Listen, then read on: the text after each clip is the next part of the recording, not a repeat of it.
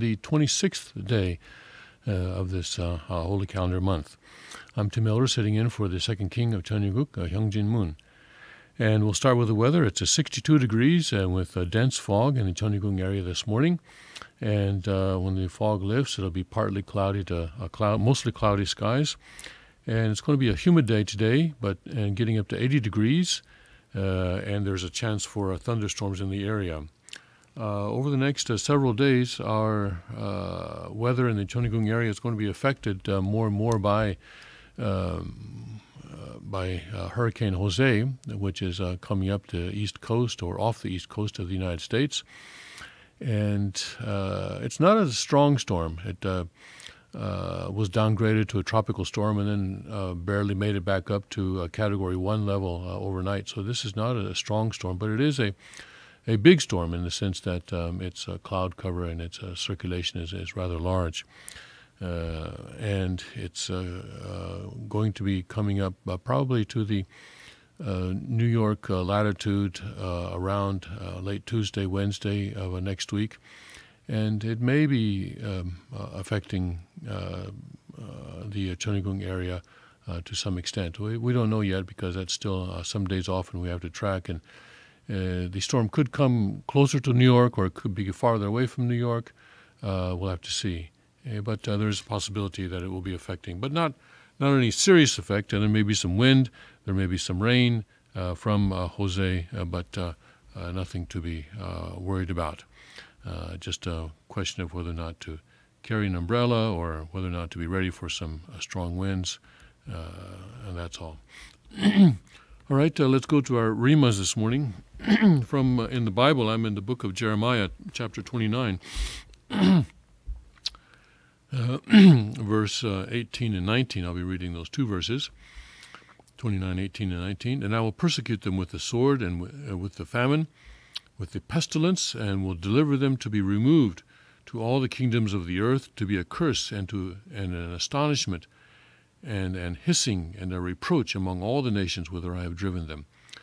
Because they have not hearkened to my words, saith the Lord, which I sent unto them by the servants and the prophets, by my servants the prophets, rising up early and sending them, but ye would not hear, saith the Lord. And in the Cheonseonggyeong, I'm in book 4. This is the chapter 1. This is the book titled True Family. Chapter 1 is True Family originally intended at the time of creation. Section 1, God's will through Adam and Eve. I'm on page 423. Many talk about God's will, and many believers have prayed, Heavenly Father, may your will be done. The words in themselves seem simple, but it is difficult for us when asked to articulate precisely what God's will is. At present, we are leading lives of faith to accomplish that will, but there is some contradiction in living a life of faith and praying for the accomplishment of God's will without knowing what that will is. What does Unification Church understand God's will to be? What is Reverend Moon's understanding of God's will? God's will is understood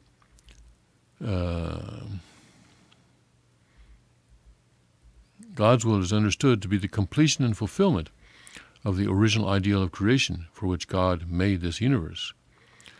Because God created the universe with certain purposes, it is God's will to realize such purposes.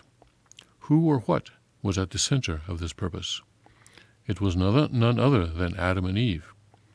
That is why I perceive God's purpose of creation to be the realization of his ideal beginning with and from Adam and Eve. That is then what is the substance of this ideal? It is none other than the realization of the four-position foundation.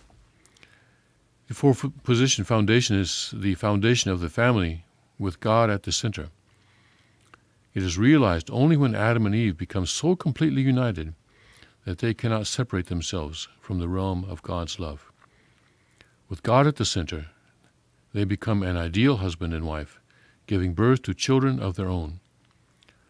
When this four-position foundation is accomplished, Adam and Eve become one in their love as husband and wife, and are secured within the realm of God's love. What was the ideal that was supposed to be realized through the ancestors of humankind? It was to realize an ideal family through the union of an ideal man and an ideal woman. Then what is necessary for the realization of an ideal family? It is neither man nor woman alone. A family, after all, is a unit. It is represented by the union of a husband and wife, and the relationship of parents and children with the love of God at the center. Therefore, we reach the conclusion that God's will is the union of a husband and wife, perfecting a family centering on God's love. What is the purpose of creation? God did not create Adam and Eve merely to gaze at them after creation. He did not create man and woman so that they would simply grow old and in the end die by themselves. No, he created them to mature with him at the core of their being, and at the core of their love for each other. He created them so that they could build a love nest centering on God and then establish the true kingdom of heaven on earth for all humanity. In this union, Adam and Eve, Adam the man, in this union, Adam the man represents heaven, and Eve, the woman, represents the earth. Therefore, although they are two separate persons, when they become one horizontally, heaven and earth are united. When these two people unite based on God's love, the cosmos is united automatically. Got you. The words in Jeremiah, the warning that God gives in Jeremiah reminds me that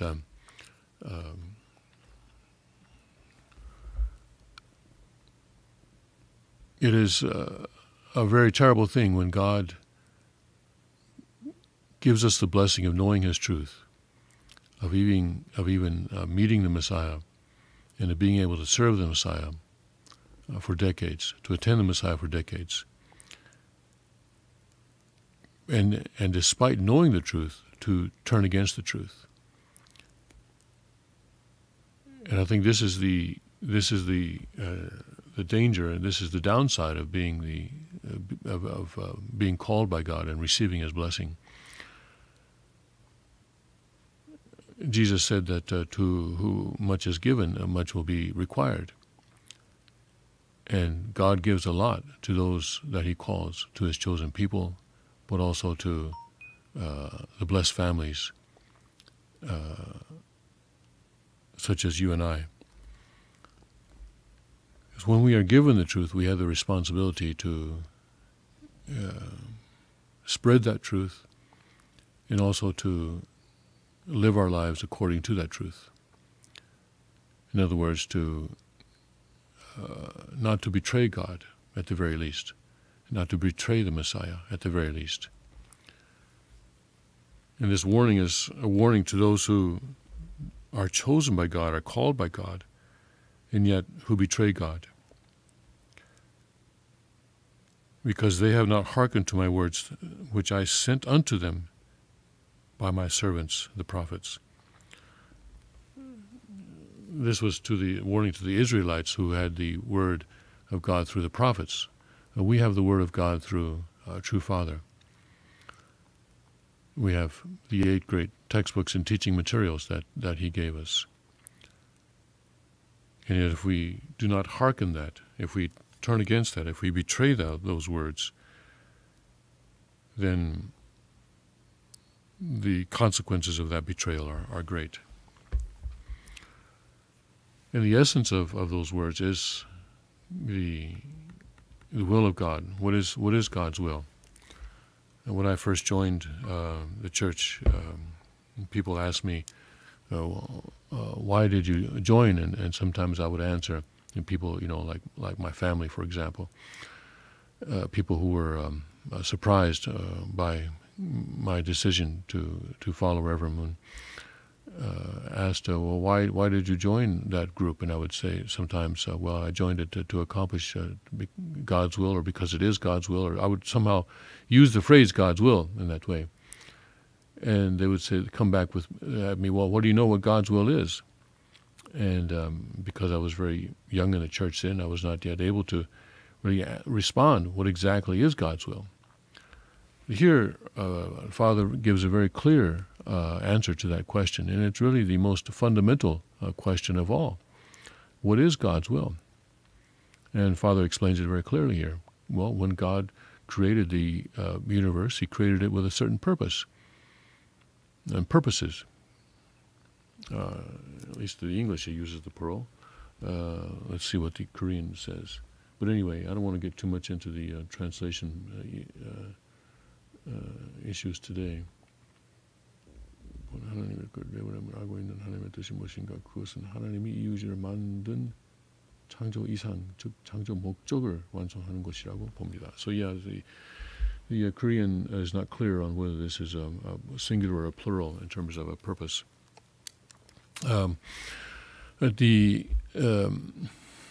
God created, let's translate it as a purpose. The divine principle, it's a purpose, right? Purpose of creation, not purposes of creation.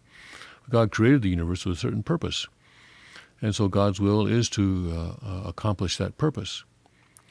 So what is that purpose?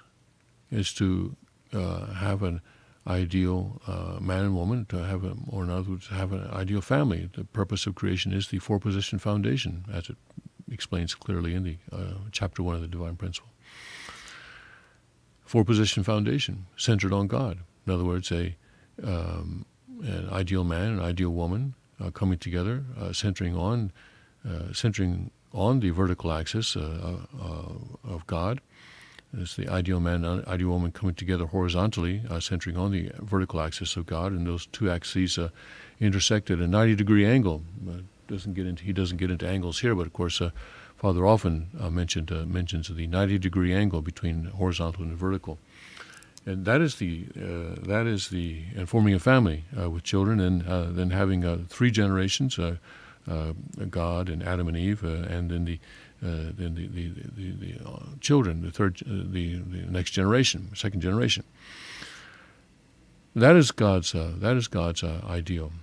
And that is the ideal that God has been working to accomplish for 6,000 biblical years. And we know that now we are in the final days. I mean, really, final days of that 6,000-year providence.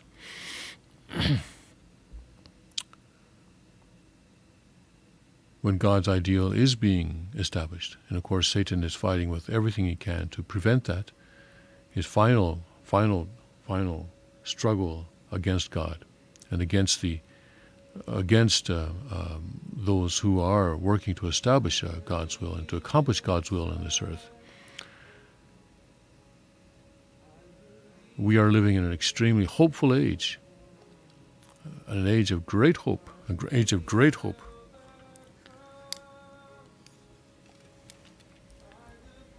But it is important that in this age of hope, that we do not betray God, that we do not betray His will, that if we have been given the truth, if we've been given the opportunity to serve God, to attend God, to attend true parents, to attend His lineage, His heir and representative body, that we do not betray them at this final moment, but that we stand strong to the end, so that God's will can be done on earth. Christians have been praying 2,000 years.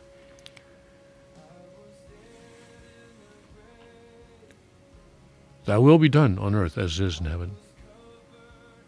And that is about to happen.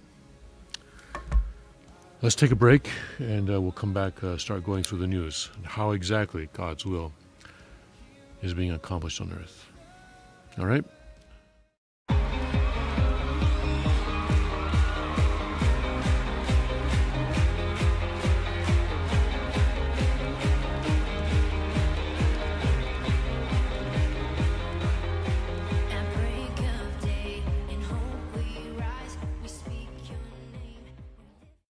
Car Arms, Magnum Research, and Auto Ordnance.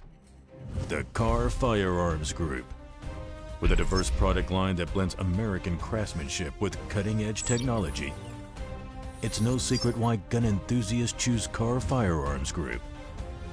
From the Desert Eagle and Baby Desert Eagle made famous by Hollywood, the history of the 1911 and the Tommy gun, to the best in compact concealed carry, Kahr Firearms Group is not only the first name in personal defense, it's a name that has earned the respect of gun enthusiasts around the world.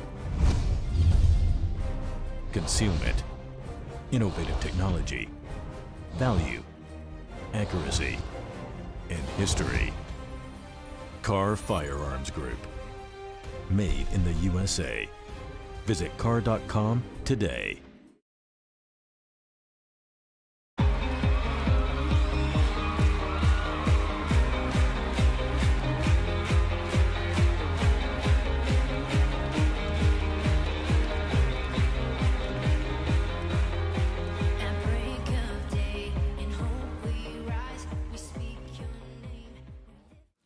Welcome back to the King's Report for Saturday, September 16th, 2017.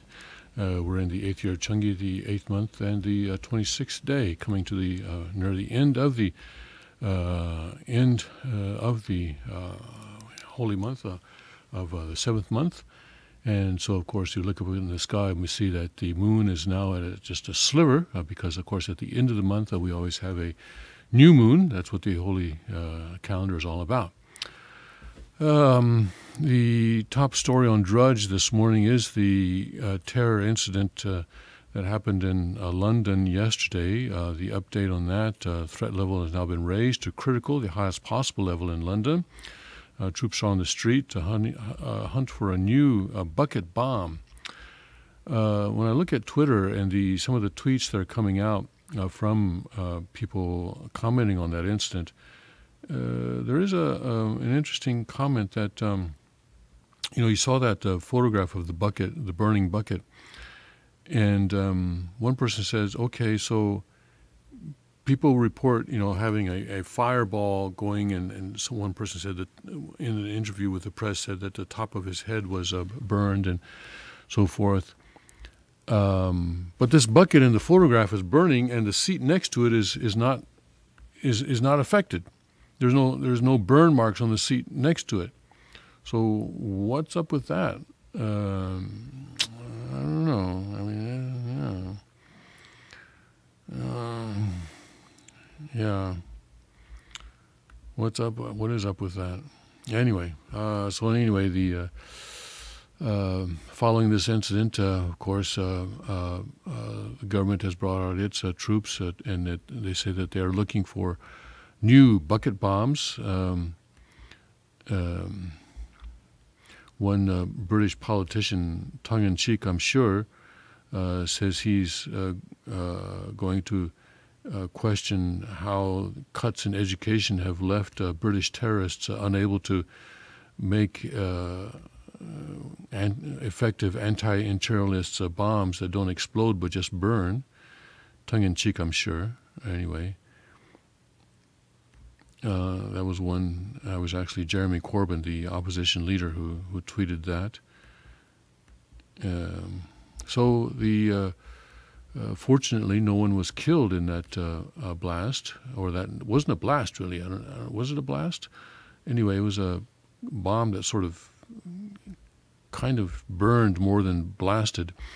29 people, I guess, or is it 32 people now, have been sent to the hospital, or were injured in that incident in London.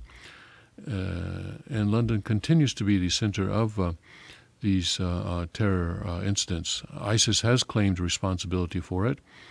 Of course, Theresa May criticized President Trump for immediately calling it a terrorist incident before the British government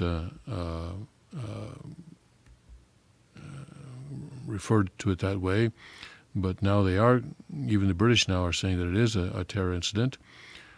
So I'm not really sure why, what her problem was with President Trump calling it a terrorist incident when it in fact was a terrorist incident.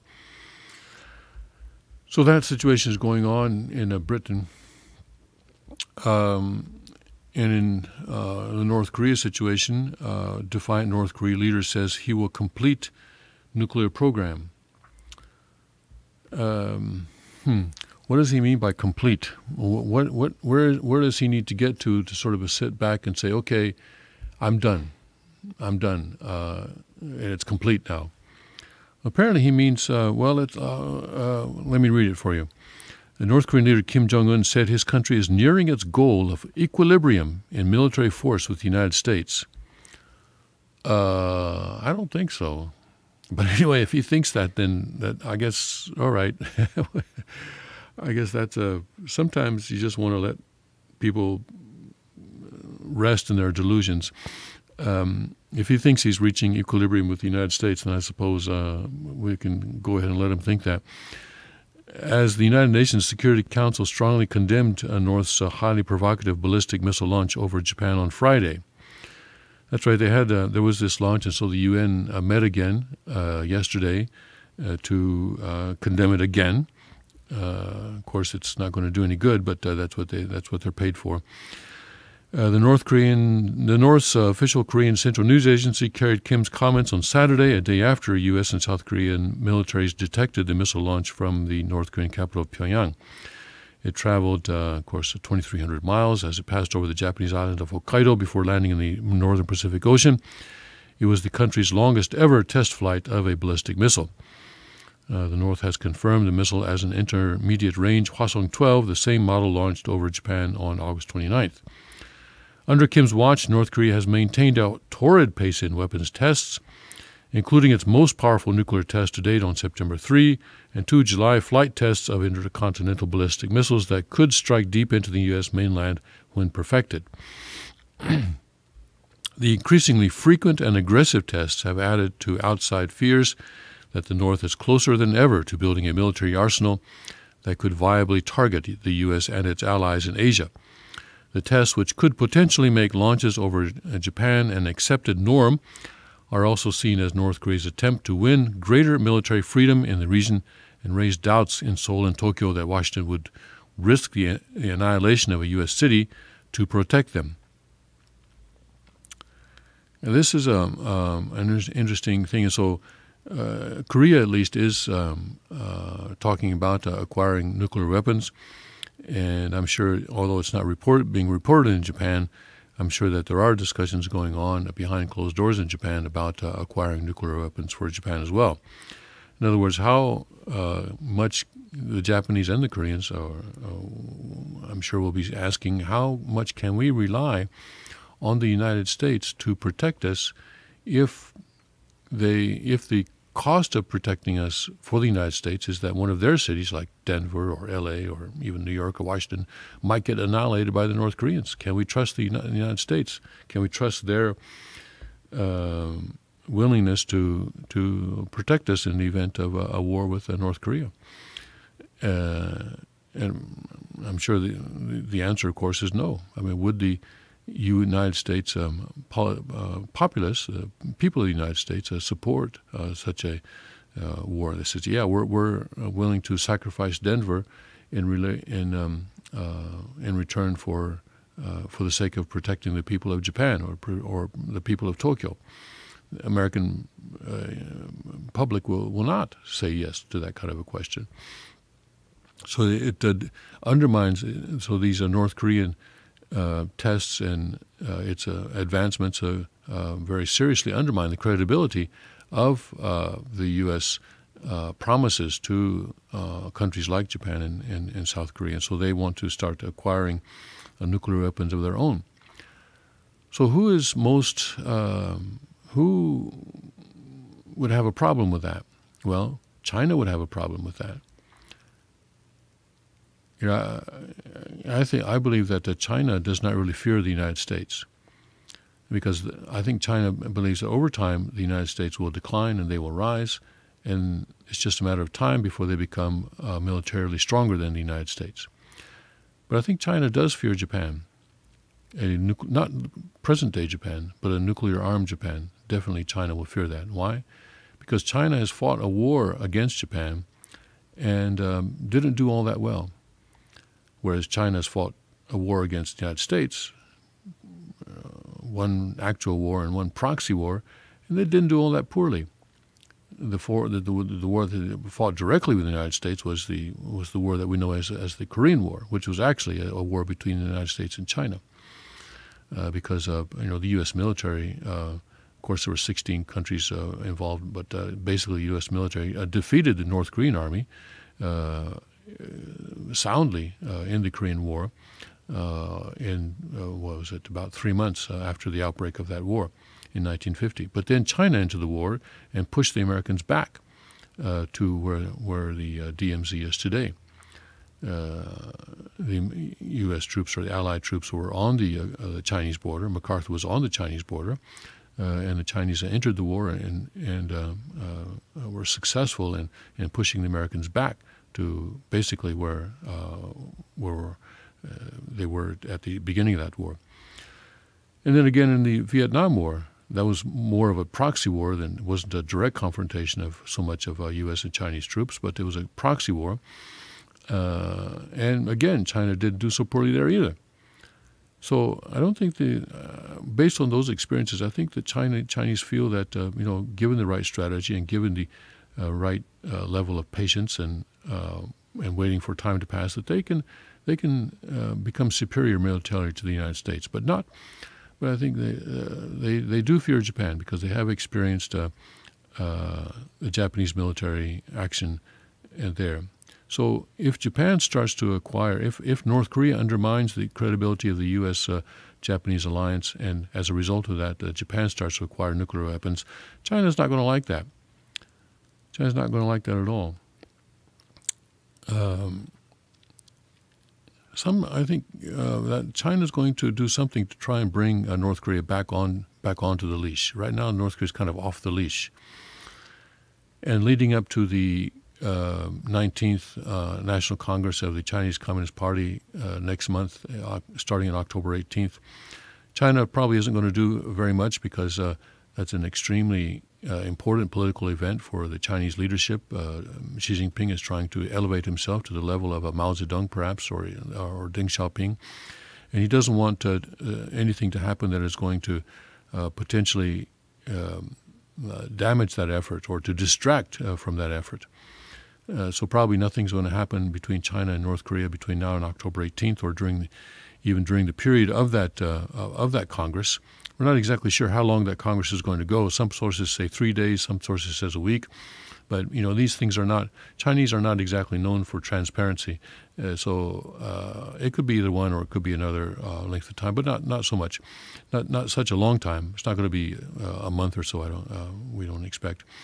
But once that Congress is finished and once Xi Jinping has used that Congress to gather as much power to himself as he can, and if he's successful in actually putting his name into the party charter, the charter document of the Communist Party, which Mao Zedong is in there and Deng Xiaoping is in there, his rival Jiang Zemin is not in there, and that's the whole point.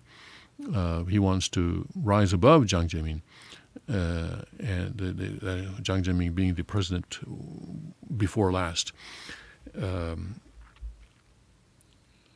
Once he's done that, then he may feel much more free then to do something to bring North Korea back onto the reservation or back onto its leash. And I think that really is the hope that we have to hold out for a relatively, or at least a relatively peaceful solution to that Korea issue.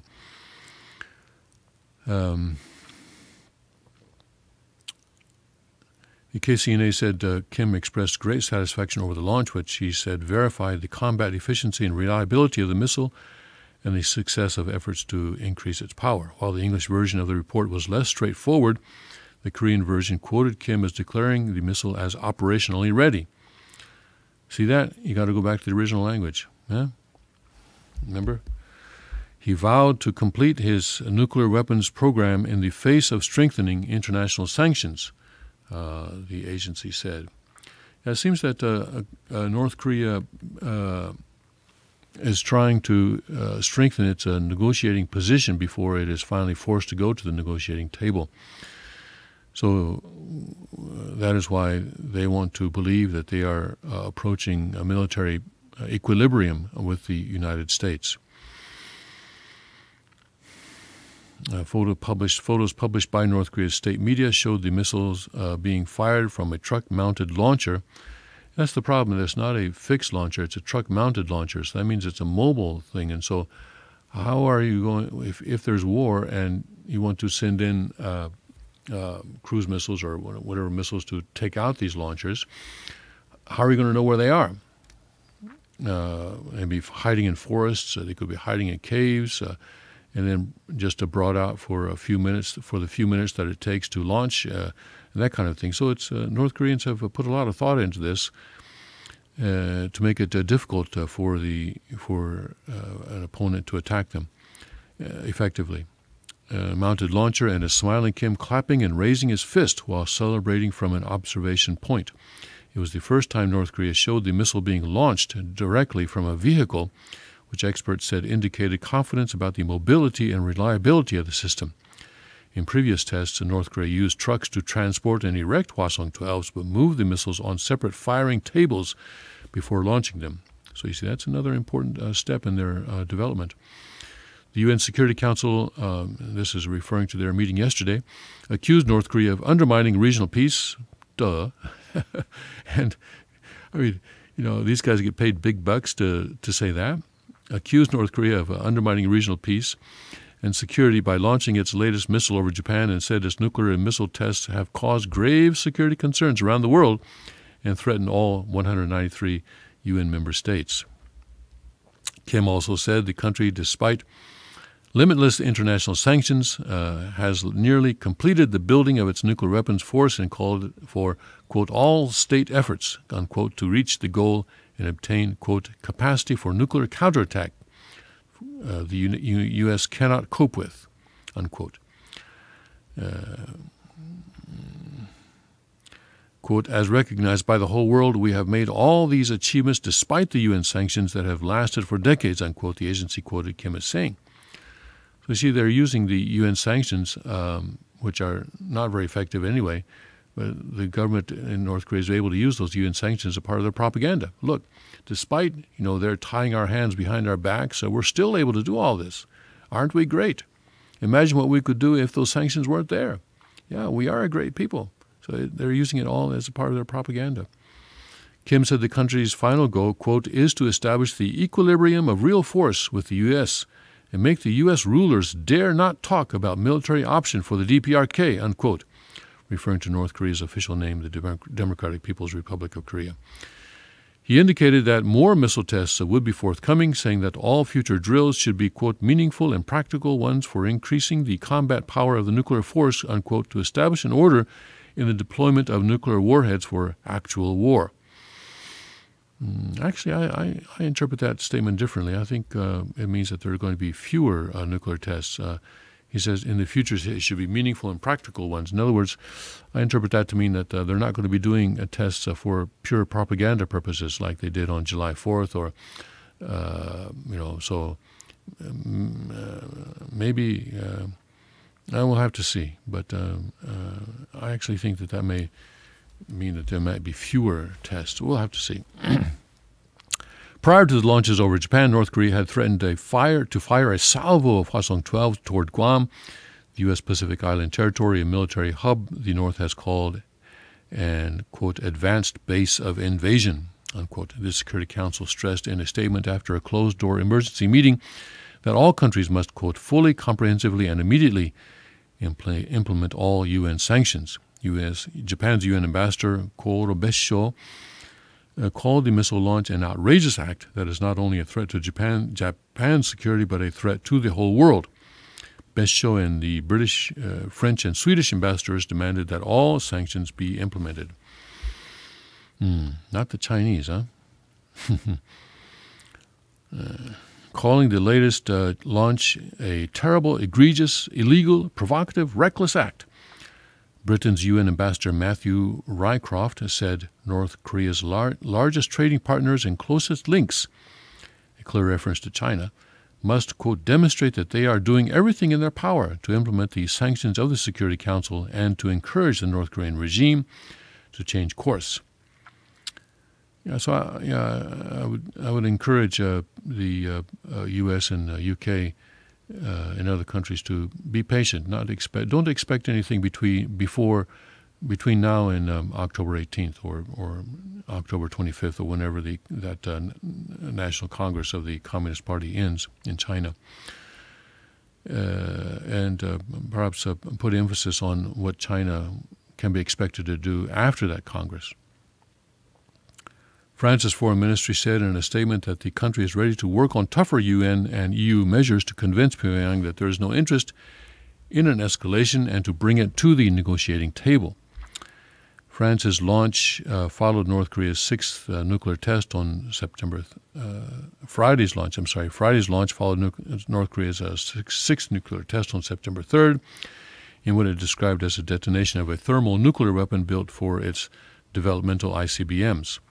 The Hwasong-12 and the Hwasong-14 were initially fired at highly lofted angles to reduce their range and avoid neighboring countries.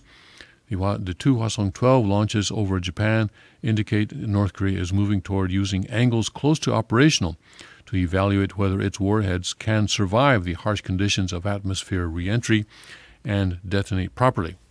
While some experts believe North Korea would need to conduct more tests to confirm Hwasong-12's accuracy and reliability, Kim Jong-un's latest comments indicate the country would soon move toward mass producing the missiles for operational deployment, said Kim Dong-yup, an analyst at Seoul's Institute for Far Eastern Studies.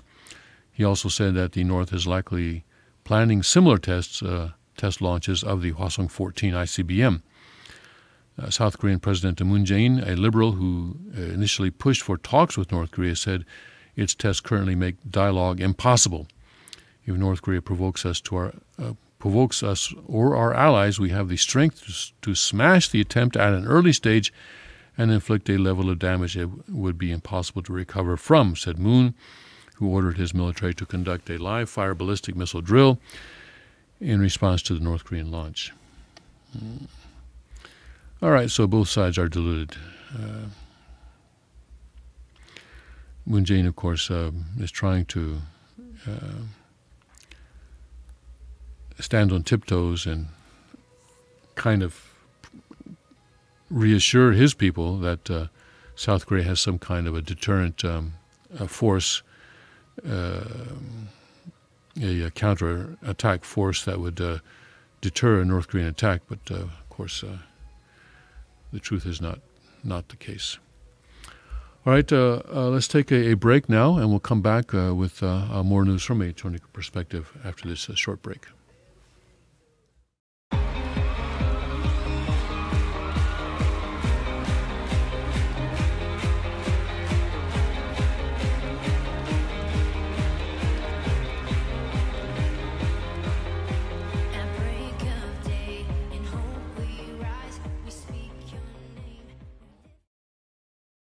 Car Arms, Magnum Research, and Auto Ordnance.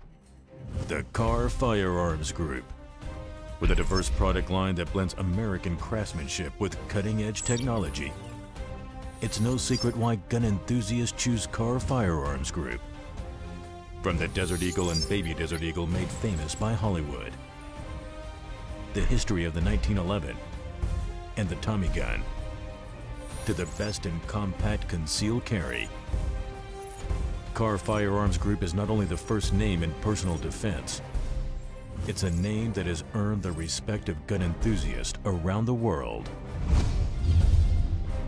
Concealment, innovative technology, value, accuracy, and history. Car Firearms Group. Made in the USA. Visit car.com today.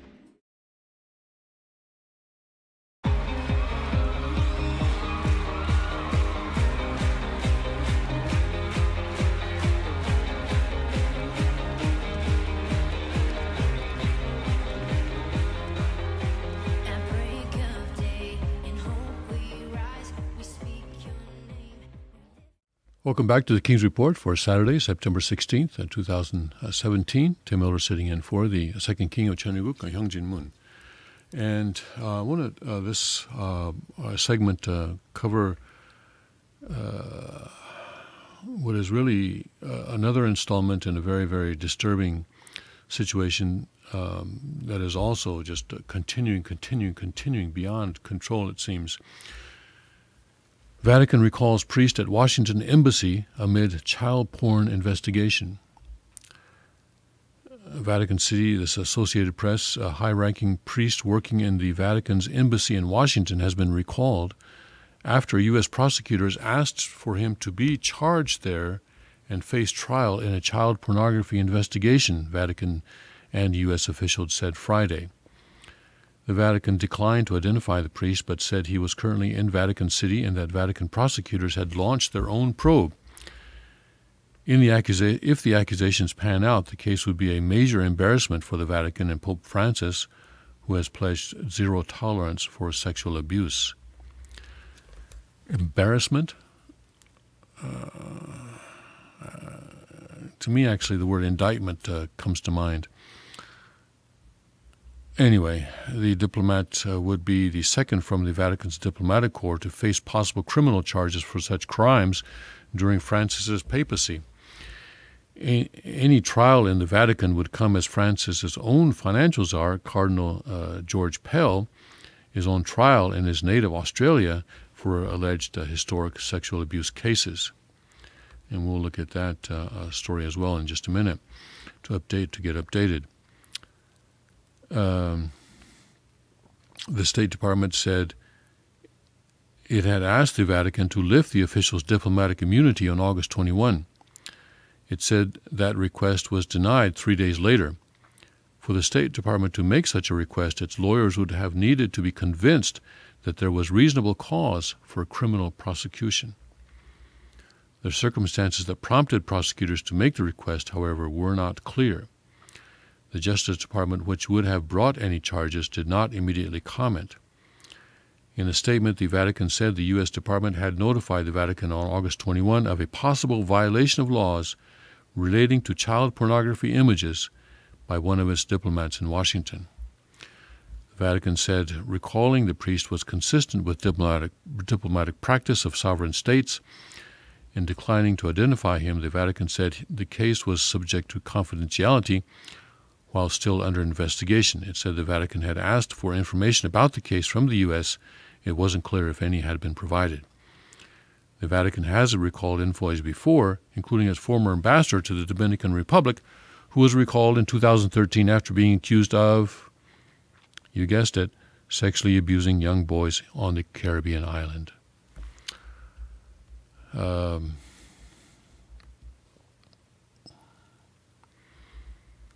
Let's look at the update on, well, this is a couple months ago, but this is, I guess, the most recent update on the situation with Cardinal George Pell in Australia. Cardinal George Pell, the highest-ranking Vatican official ever charged in the Catholic Church sex abuse scandal, appeared in court for the first time Wednesday. This is an article from July 25, so we're talking about July, to face multiple counts of historical sexual assault offenses. Pell, 76, who as Pope Francis's top financial advisor is the number 3 official at the Vatican, said nothing as he fought his way through a crowd of media and onlookers into Melbourne Magistrates Court on Wednesday morning.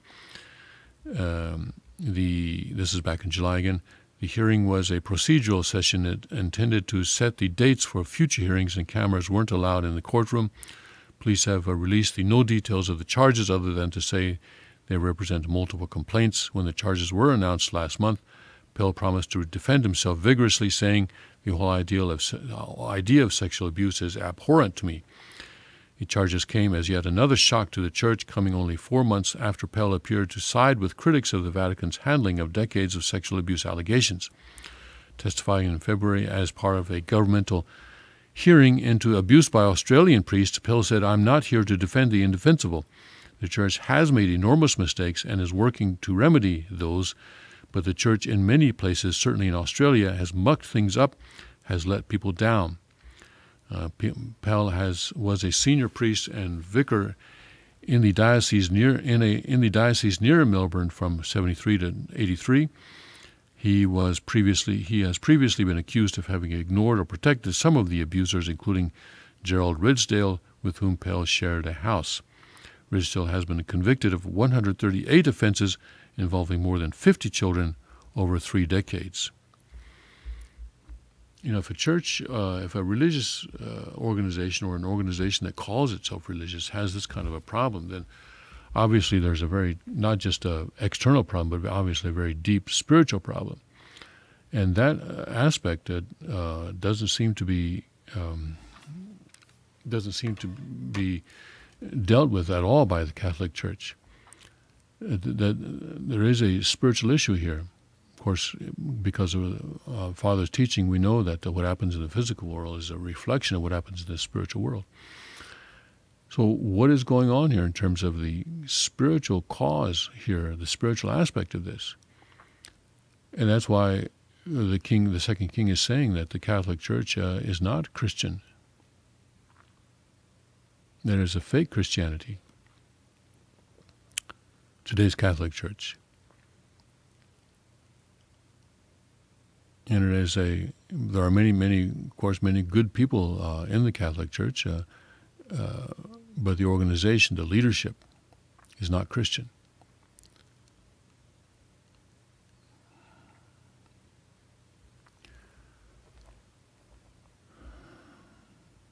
There's so much sexual abuse going on in the Catholic Church that they cannot avoid the accusation that they have become something quite aside from Christianity, anti-Christianity, satanic, organization of pedophilia.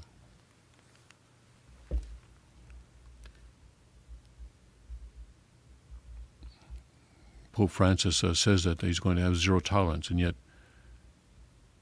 it's not zero, is it? It's not zero. And it's not zero because it has to do with the very, very core of the structure, of the organization. I don't want to use the word of their faith because I don't think there is faith here. I don't think faith is an element that we find here.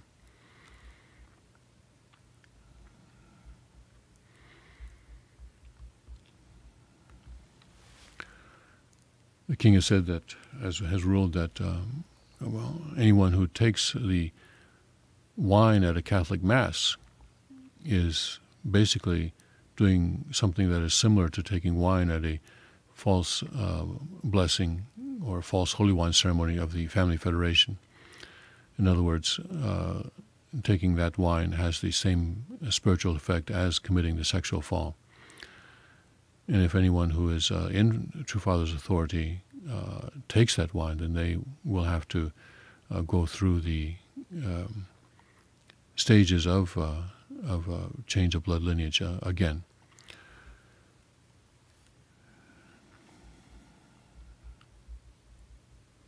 This is just one more proof, this story this morning, about Vatican recalling a priest from its Washington embassy amid child porn investigation. Just one more proof that that the Catholic Church and the Vatican are not a Christian organization, are not a Christian faith, and that the good people who are a part of that faith need to take a very, very serious look at what they are doing and where they are placing their faith.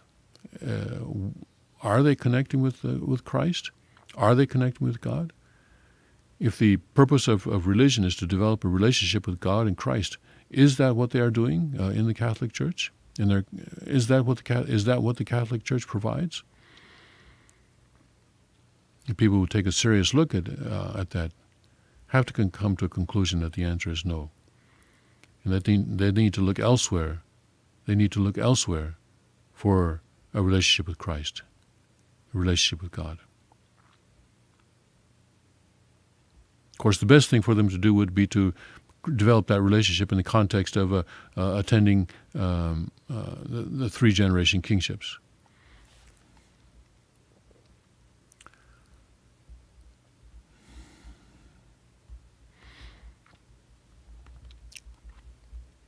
In other news, Hurricane Jose threatens New York, ? Florida. Actually, when Hurricane Jose comes up to that latitude, it's predicted to be a tropical storm again. So if it does come up, it's not going to be a huge effect. Florida growing too fast to evacuate before monster storms. Virgin Islanders attempting to rebuild lives after Irma. A UK Prime Minister to take on web giants over extremism. Kim vows to complete nuclear program. We did that. And paranoid Californians are prepared for nuke attack. Teacher accused of assaulting student who sat during pledge. Will now golden age of scary movies save cinema? Clown hysteria grips Oz, and pilots under fire for secretly filming stewardess sex acts. Well, let's take a break, and we'll come back in a minute or so with more news from a Chonico perspective.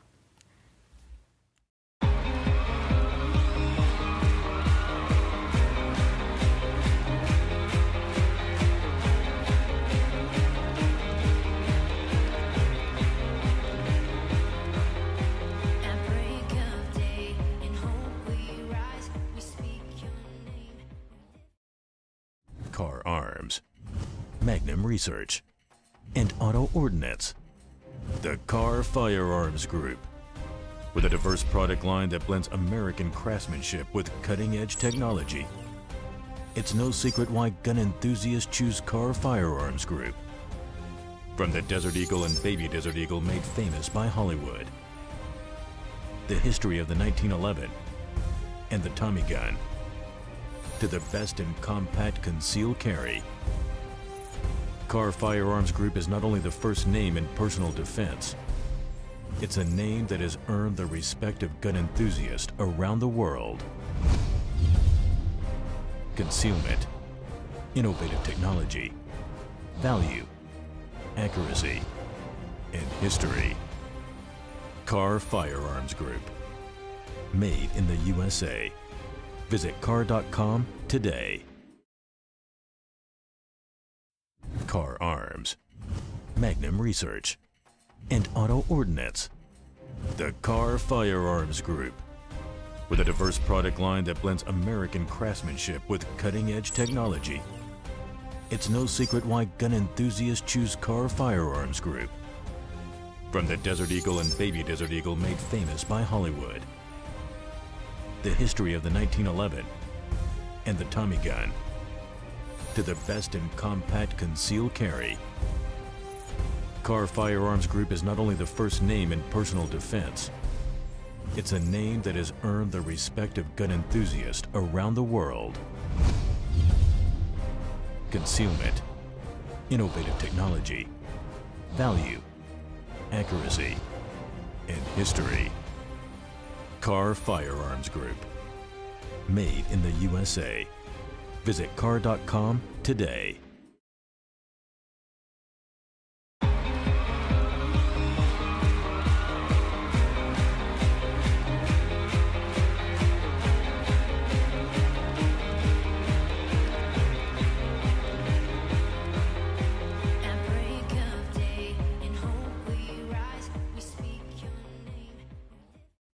And welcome back to the King's Report for Saturday, September 16th, 2017. I'm Tim Elder, sitting in for the second King of Choniuko, Hyungjin Moon. During this segment, let's go into the really difficult issue of the delayed action childhood arrivals, or DACA. People who were brought to the United States as illegal aliens by their parents, by their parents who came across the Mexican border for the most part. And anyway, grew up in the United States as members of U.S. society, although not legally in the United States. And President Obama signed an executive order. He did it by executive order. It was one of his ways of circumventing Congress, just doing it on his own. By executive order, sort of exempted them from deportation. And now President Trump is in a position of being the bad guy, of having to bring reality to these people. taxpayers in the United States, and actually the cost of doing that, Breitbart points out this morning, is quite high, higher than what many people are expecting. Taxpayers in the United States will face a steep bill if the Trump administration signs legislation to extend legal status to so-called dreamers, the illegal aliens who arrived as children and are now protected under the Obama holdover unlawful executive order known as DACA. The cost of a legislation to legalize childhood arrivals is likely to be far higher than earlier attempts because of Obamacare's health insurance subsidies. The Affordable Care Act subsidizes the cost of health insurance for millions of Americans who would likely foot the bill for many of those whose residency in the U.S. would be legalized by the DREAM Act. This is the problem with open borders. If you have open borders and welfare, then that's a huge problem because you're going to bankrupt the country. When my who was a great grandfather, yes, came over from Europe, and I think what was it, the year after the Civil War. There were open borders then. In fact, when I was researching, I went to the archives, National Archives in Washington D.C. and did some research there on. And if you go through the passenger manifests of ships that were coming into New York at that time, you can see that people were just being brought in. As many people as wanted to come were being brought in from Europe then, especially from Germany, and Scotland and England and other countries as well. And if you read about the situation there, people would say, hey, we got a ship going to America. They'd go into a bar and say, hey, we got a ship going to America. Who wants to get on it? And people would come, and there was no. This was even before Ellis Island, and so there was no real immigration controls. People would basically come into the country. It was basically open border.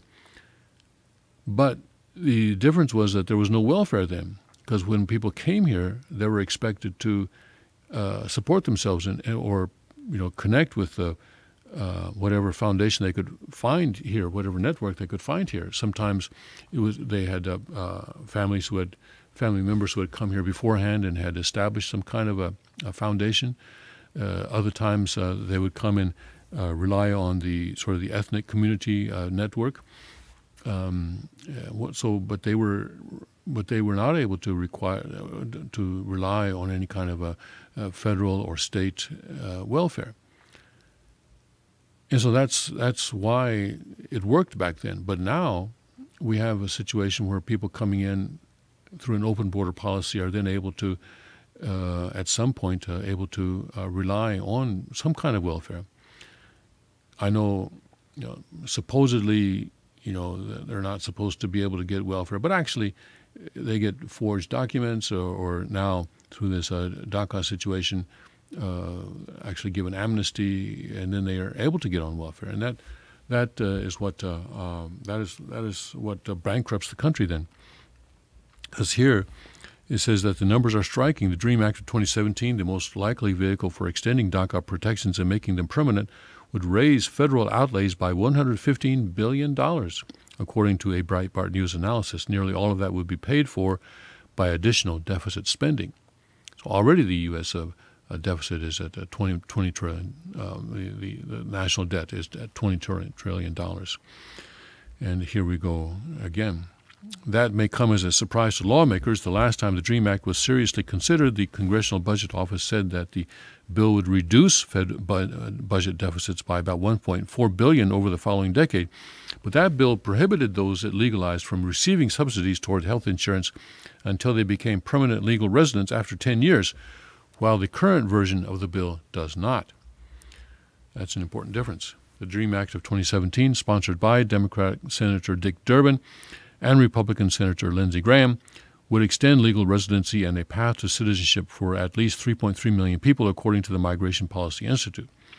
These include 1.8 million illegal aliens who would be immediately eligible, plus 1.5 million, I think it means, although it says billion, who would become eligible in the near future by doing things such as enrolling in school. Unlike the Senate DREAM bill from 2010 and Obama's DACA executive order, the current DREAM Act does not exclude those who benefit from the new immigration status from receiving health insurance subsidies under the Affordable Care Act.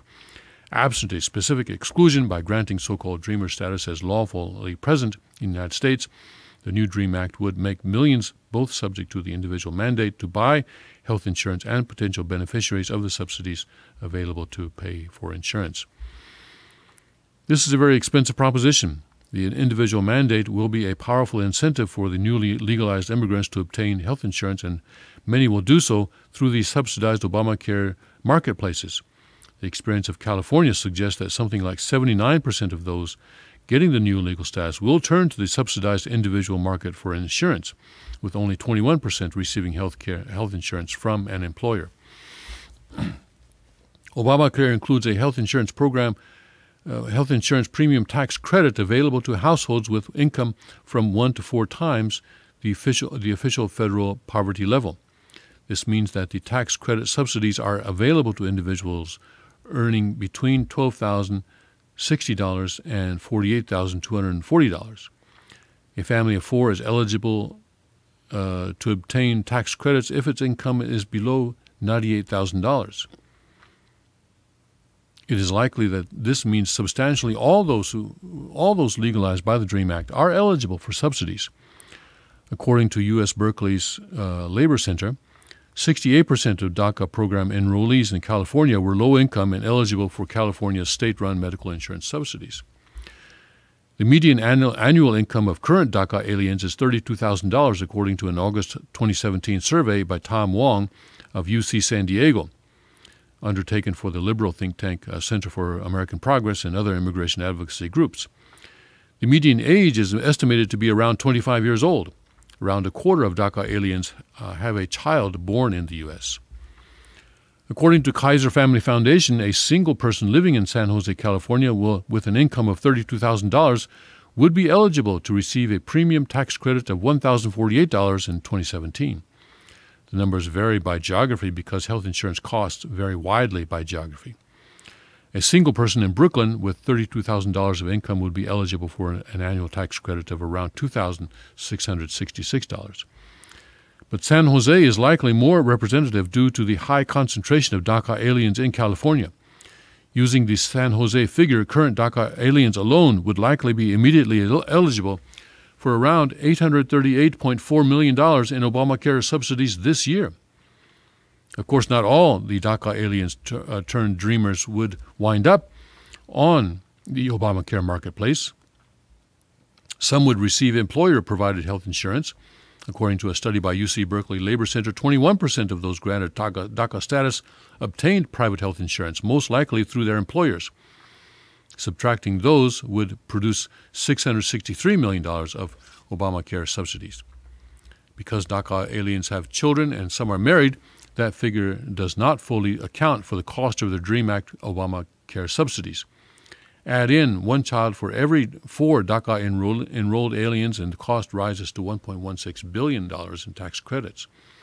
Even if we add a spouse to each, a DACA parent earning the same $32,000 of income, a very generous assumption, the immediately cost of Obamacare subsidies to DACA aliens is still around $1.16 billion. If you assume that all those spouses were already Obamacare eligible, that is, are legal residents, the net increase is around $835.6 million.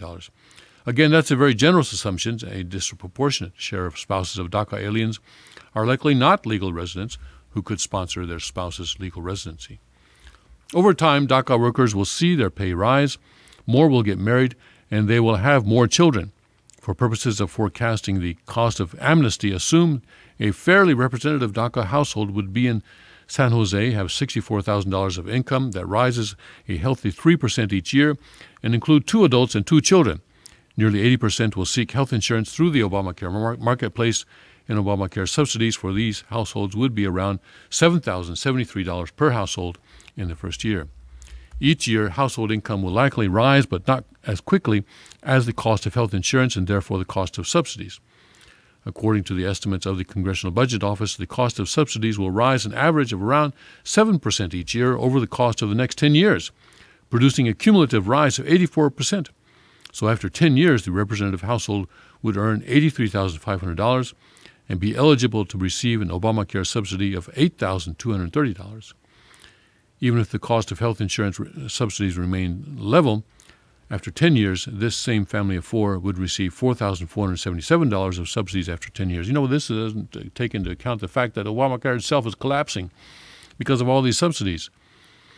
And these are ridiculous figures. There's no way that the U.S. economy, the U.S. taxpayer, can continue to support this kind of continually rising subsidies. It's just like President Trump says, it's collapsing of its own weight. So all this may be just theoretical if the whole system collapses. So anyway, Breitbart goes through this extensive analysis, and they finally come to the conclusion that this means we're looking at a budgetary cost of around $165 billion over 10 years, almost all of which would be added to federal debt. Subtract roughly $50 billion for non-immigrant spouses who would have been covered by Obamacare anyway. That leaves us with $115 billion of federal debt over a decade from the DREAM Act. This analysis probably underestimates the budgetary cost, et cetera, et cetera. They may call it the DREAM Act, but in terms of the federal budget, it is a nightmare. Well, the DACA situation is very difficult because of the emotions involved. But when emotions are involved, it's probably best to take those emotions out and just to deal with it dispassionately. President Trump has said, well, if they're highly educated and contributing to society, why don't we keep them? Why don't we let them stay? Others say, well, there have been, murders have been committed. And the parents of, what do they call themselves, angel parents or something like that? Say parents of people who have been killed by illegal aliens and by people who are here under the DACA program. Say, President or candidate Trump promised us. He looked us in the eye and said that our children did not die in vain. So now he's betraying us.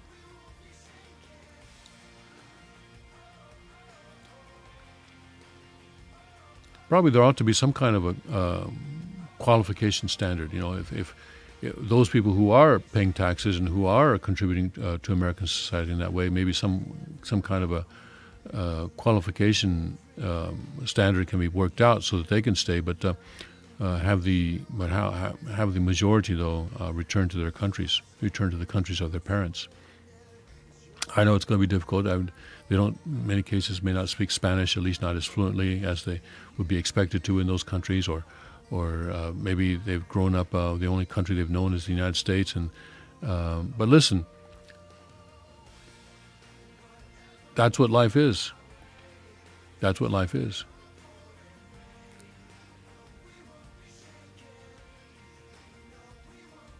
It's not the only time that this kind of thing happens. I mean, people grow up overseas without knowing their home country in many cases. And sometimes life leads you to a situation where you have to go back to that country. And this is that kind of a situation.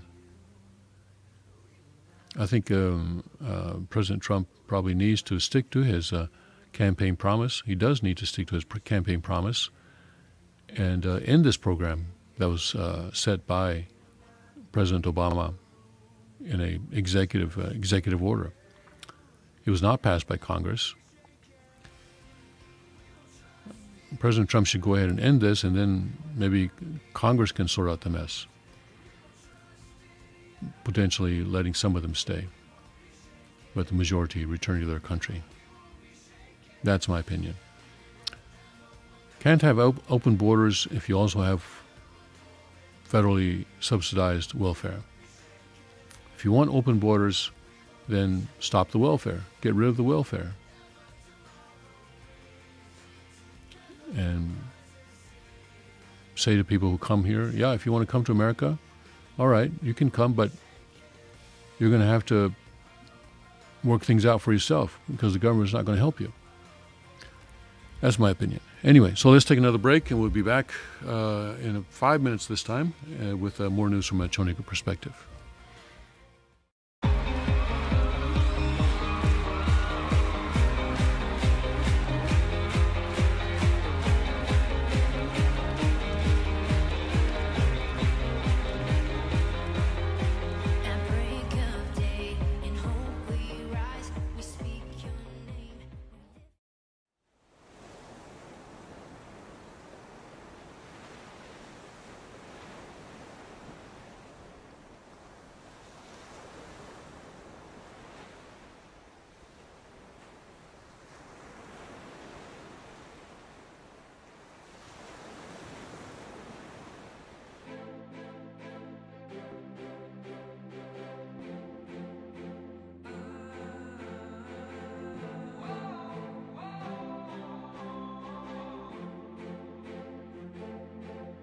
Little hands, shoeless feet, lonely eyes looking back at me. Will we leave behind the innocent to grieve? On their own, on the run, when their lives have only begun. These could be our daughters and our sons. Just like a drum, I can hear their hearts beating. I know my God won't let them be defeated. Every child has a dream to belong and be loved. Boys become kings,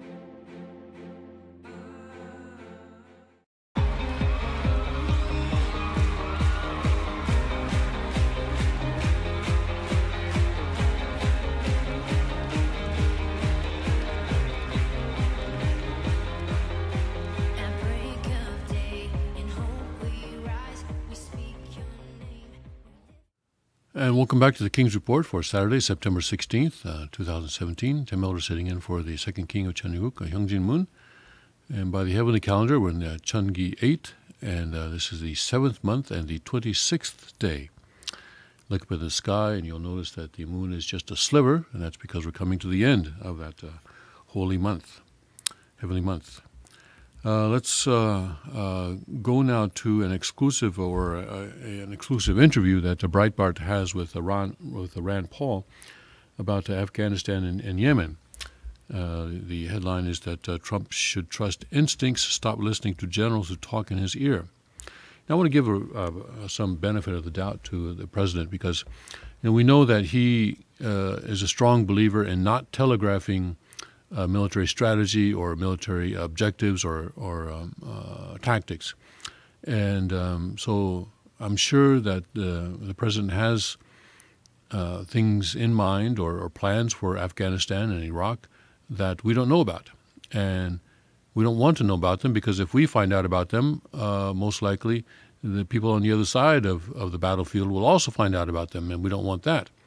So let's give a healthy dose of benefit of doubt to the president on these wars. But my hope is that I know he's increasing the number of troops in Afghanistan and so forth, but in return for that, I hope and I almost assume, with a hopeful mind, assume that he has given the military a deadline, a U.S. military a deadline, saying, okay, I'm giving you more troops, but you guys have got to show me results by a certain date. And he's given that date. Because if you don't show me results by that date, then I'm pulling you guys out. I hope that this is the case. But if it is the case, he would not be telling us, because obviously, that would be a disaster to tell your enemy that, okay, we're going to pull out by that date, because then they would just sort of fall back and lay low until that date and then attack afterwards. So that would be a very, very sensitive situation. But I hope that he has set such a date where the military has to show significant progress, or else the president's going to pull the plug.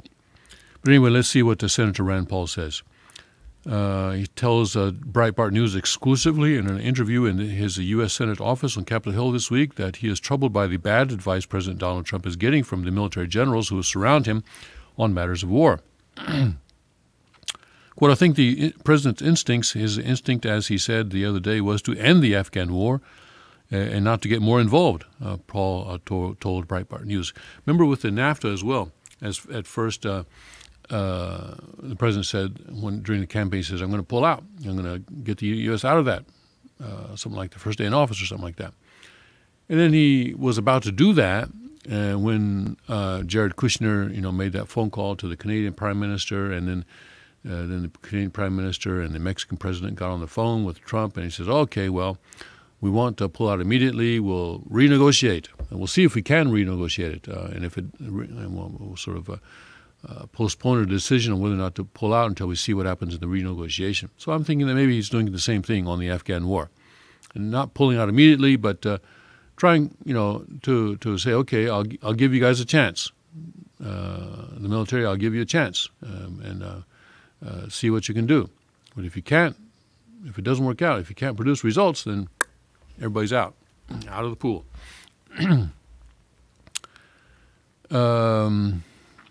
I think he still believes that, but I think the problem is he's surrounded by people who talk in his ear that are from the military, who all think it is a military solution. I just think that a war for the country of Afghanistan is not winnable because Afghanistan is not really a country. It's a bunch of different tribes, and they don't really want to be a country. They're only a country because the West drew a circle around them and said, hey, you're Afghanistan, you're a country. But they never really were historically a country. Well, Rand Paul has a point there. Trump, of course, broke a campaign promise recently by pledging a troop surge in Afghanistan after campaigning all last year to end the war. Paul believes that Trump should stop trusting those who are biased on the issue in his inner circle and go back to his instincts that he campaigned on last year. And I think he will. I really feel that he has set some kind of a deadline that we don't know about. I believe that. I will put my faith in him. I hope he doesn't betray that faith, but I believe that. I think we can hope that the president will go back to his instincts and hire people around him who I think he's getting all one-sided advice right now, and he's not hearing from people who were on the campaign with him, who heard him say thousands and thousands of times that we're going to build things at home. We're going to take care of our people first. We're going to take care of America first. We're going to rebuild our roads and bridges here at home, Paul said. I think that's one of the reasons he got elected. He told people he would take care of the people at home here in America, and that America would be first before Afghanistan, first before all the money we spend overseas. I think he still believes that. It's just a matter of, I think, his supporters need to be loud and remind him of what he said, and see if we can get him to hearken back to it. But in Congress, we have our own responsibility to try and assert ourselves and say, hey, we need to be involved in this war-making power. While Paul did not name National Security Advisor, three-star Army General H.R. McMaster, White House Chief of Staff, retired four-star Marine General John Kelly, and Defense Secretary and retired Marine General James Mad Dog Mattis, among others, that is obviously to whom he was referring. Those officials, among others, were pushing for a troop surge. Trump's now former White House Chief Strategist Stephen K. Bannon, who has returned to Breitbart News as Executive Chairman, and Dr. Sebastian Gorka, who has also left the White House, were among those pushing for the president to follow through on his campaign promises on Afghanistan.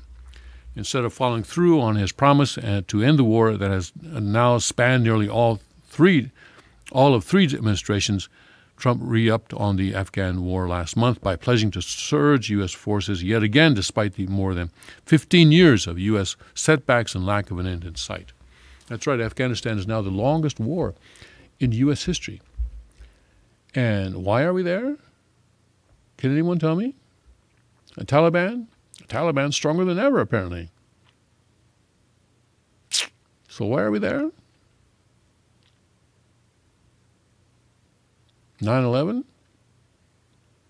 3,000 people died in 9/11, and now almost 3,000 U.S. soldiers, Americans, have been killed in Afghanistan in the last 16 years. So to get back at somebody for doing something in 9/11, we sacrificed another 3,000 lives? That doesn't make sense.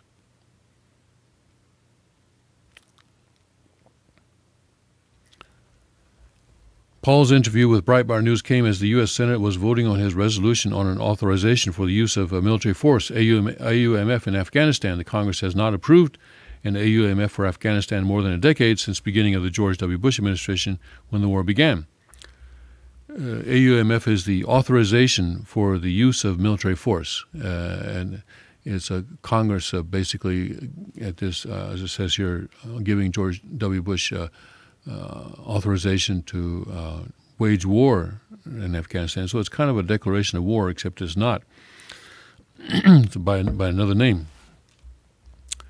I think that this is Rand Paul speaking, I think that the majority of the Senate, the majority of the Congress will say that they believe Congress ought to vote to authorize war. But really, their actions don't express that they truly, truly believe that. There's a big group of the neocons and the neoliberals who believe that the president can do whatever he wants. And most presidents also believe that they can do whatever they want, that Article 2 of the Constitution says they can do whatever they want. So they all profess that we should have a authorization of use of force, a new one, but they aren't willing to vote for anything that would force that to happen. So I think it's easy to have the status quo, and the status quo is if people go unhappy with the war, if they get unhappy with the war, they say, hey, we didn't vote for it. It's the president doing this. And if it's a Republican or a Democrat, they get to point and say, hey, it's their fault, not our fault. Paul's resolution, which came as an amendment to the National Defense Authorization Act, failed by a vote of 61 to 36 in the Senate this week. But the fact that 36 senators voted with him, he says, is progress in the right direction. I think showing persistent philosophical desire that we do the right thing. I think some of them, even though they disagreed with me, some of them thought it was the right thing that we had the debate and the vote, Paul said when Breitbart News asked how he got Senate Majority Leader Mitch McConnell to allow a vote on this. Then I think it's also being an individual senator and being persistent and using the rules to gum the system up and then saying, but I'm gladly I'll gladly stand aside if you allow a vote on this issue that is very important to me.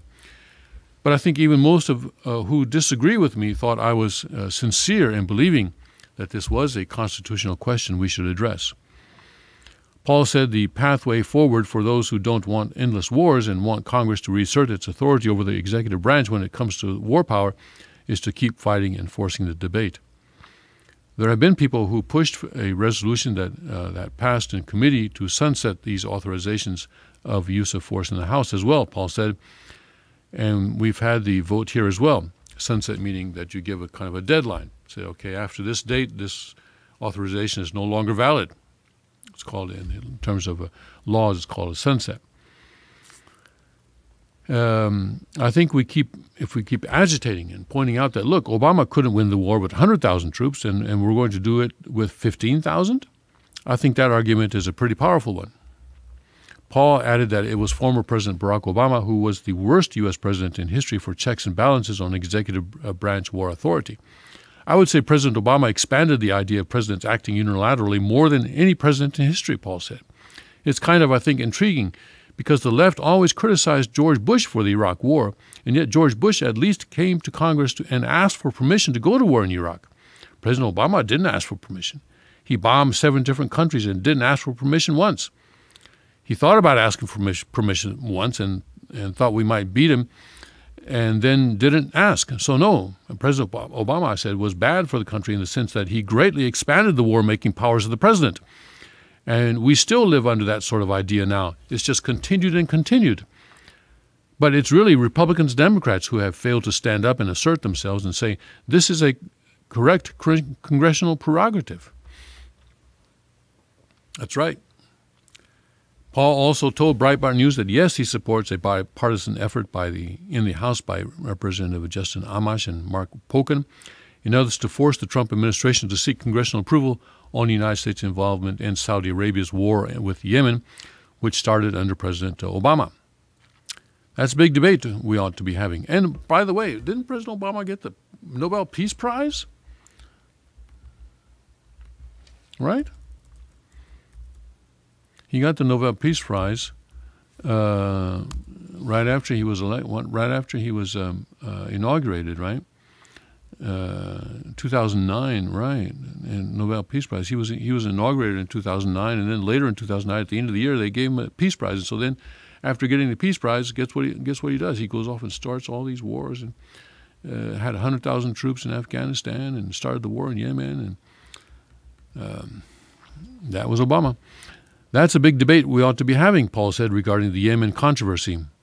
That's a whole new separate war. It's not connected to any of the other wars. And I think there's a strong argument to be made that if we further the chaos in Yemen and we take one side against the other, we make it to such an extent that a vacuum develops and Al-Qaeda steps into that vacuum. I think there's a chance.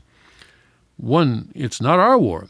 We should vote on it, and there's not a vital interest. But two, whatever we do may do the opposite of what we want and may allow Al-Qaeda to grow stronger. I think our involvement in Syria allowed a powerful vacuum to develop, and it allowed ISIS to grow stronger because of our presence in Syria.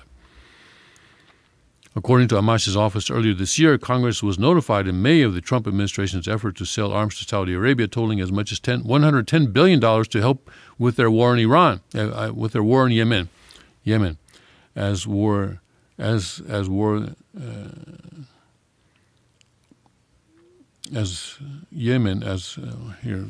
the editor has not looked at this. I can see. I'm not sure what they want to say. Saudi Arabia was has one of the worst human rights and records, and has supported many of the extremists or terrorizing people in the Middle East and the world, Amash said in May. These arms sales extended a reckless policy from the Obama administration and prior administrations, and they come at a time when the Saudi Arabian government is escalating a gruesome war in Yemen. Amash, the chairman of the House Liberty Caucus, has been working with House Progressive Caucus co-chair Pocan on exposing this and pushing for the U.S. to stop aiding the Saudis in their war in Yemen.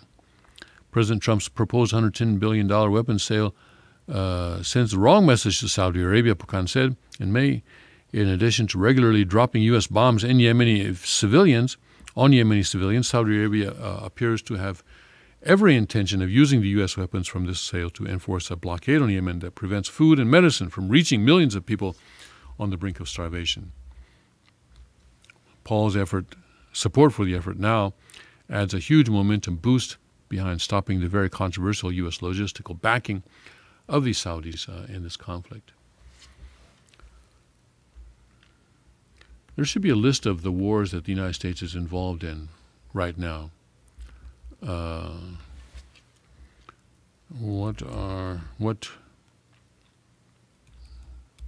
Let's say current wars of the United States. Let's see what that brings.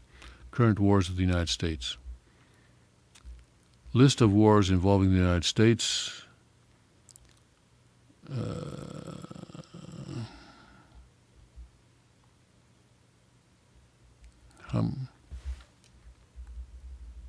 How many wars is the U.S. really fighting? 5 wars. This is this is last year. How many wars is the U.S. really fighting? Let's look at that.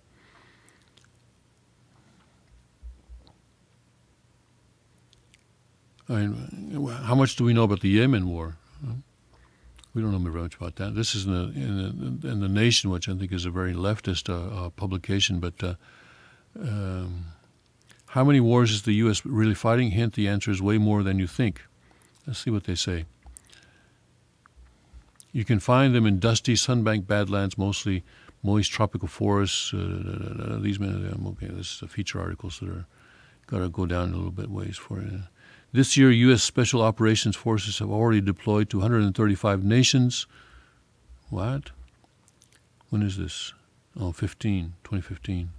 Okay, so this is under Obama. According to Ken McGraw, spokesman for the Special Operations Command, that's roughly 70% of the countries of the planet. Every day, in fact, America's most elite troops are carrying out missions in 80 to 90 nations. Every day, in fact, practicing night raids or sometimes conducting them for real, engaging in sniper training or sometimes actually gunning down enemies from afar. As a part of a global engagement strategy of endless hush-hush operations conducted on every continent but Antarctica, they have now eclipsed the number and range of special ops missions undertaken at the height of the conflicts in Iraq and Afghanistan. In the waning days of the Bush administration, special operations forces were reportedly deployed in only about 60 nations around the world. By 2010, according to the Washington Post, that number had swelled to 75. 3 years later, it had jumped to 134, slipping to 133 last year before reaching a new record of 135 this summer. Remember, this is 2015. This 80% increase over the past 5 years is indicative of a SOCOM, that's a Special Operations Forces Command, exponential expansion, which first shifted into high gear following the 9/11 attacks. That's another change in America that has occurred since the 9/11 attacks. Special Operations Command's funding, for example, has more than tripled from about $3 billion in 2001 to nearly $10 billion in 2014, constant dollars, according to the Government Accountability Office. And this doesn't include funding from the various service branches, which SOCOM estimates at around another $8 billion annually, or other undisclosed sums that the GAO was unable to track. The average number of Special Operations Forces deployed overseas has nearly tripled during these same years, while SOCOM more than doubled its personnel from around 33,000 in 2001 to nearly 70,000 now. So we talk about Iraq and Afghanistan and how, these are wars that we shouldn't get involved in, and we don't want Trump to even think about military involvement and option for Venezuela, this kind of thing. But look, in 2015, Special Operations Forces were involved in conflicts in 135. They were involved in operations in 135 countries. What? This year, U.S. Special Operations Forces have already deployed to 135 nations. Okay, some of those are training. Maybe many of those are training. They've deployed to those nations. Like, for example, we know that the Special Operations Forces are deployed in Korea right now because they're trying to figure out a way to kill off Kim Jong-un. But someone needs to tell the president to look at these special operations forces situation and see just exactly what's going on here. Meanwhile, in 2009, the Nobel Peace Prize was awarded to the United States President Barack Hussein Obama for his extraordinary efforts to strengthen international diplomacy and cooperation between peoples. Yeah, I don't think so. Right, let's go back to this article, we finish that article on Breitbart about Afghanistan and Iraq. We hope that President is looking at a deadline there, given a deadline there. We hope that I hope that he's given a deadline for other operations as well. Not keep involving the United States in all sorts of conflicts around the world.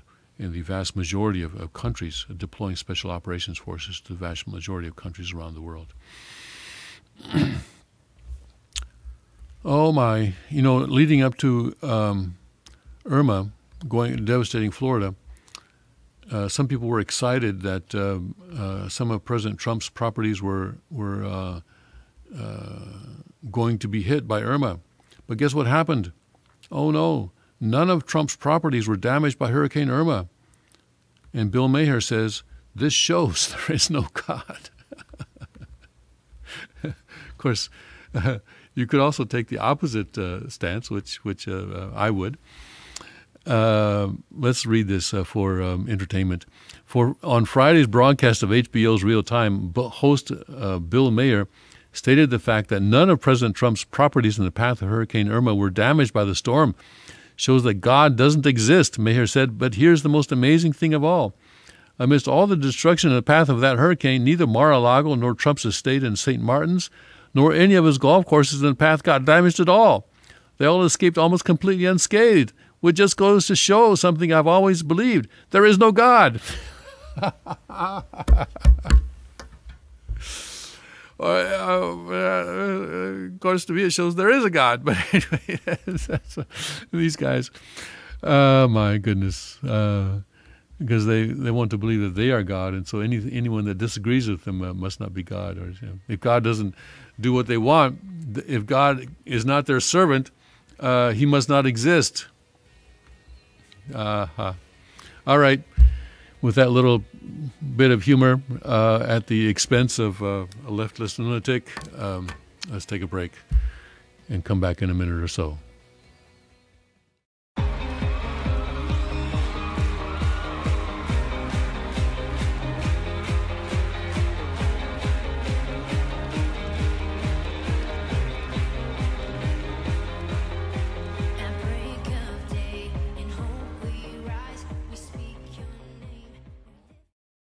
Car Arms, Magnum Research, and Auto Ordnance.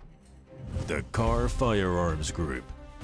With a diverse product line that blends American craftsmanship with cutting-edge technology. It's no secret why gun enthusiasts choose Car Firearms Group. From the Desert Eagle and Baby Desert Eagle made famous by Hollywood. The history of the 1911 and the Tommy gun. To the best in compact concealed carry. Car Firearms Group is not only the first name in personal defense, it's a name that has earned the respect of gun enthusiasts around the world. Concealment, innovative technology, value, accuracy, and history. Car Firearms Group. Made in the USA. Visit car.com today.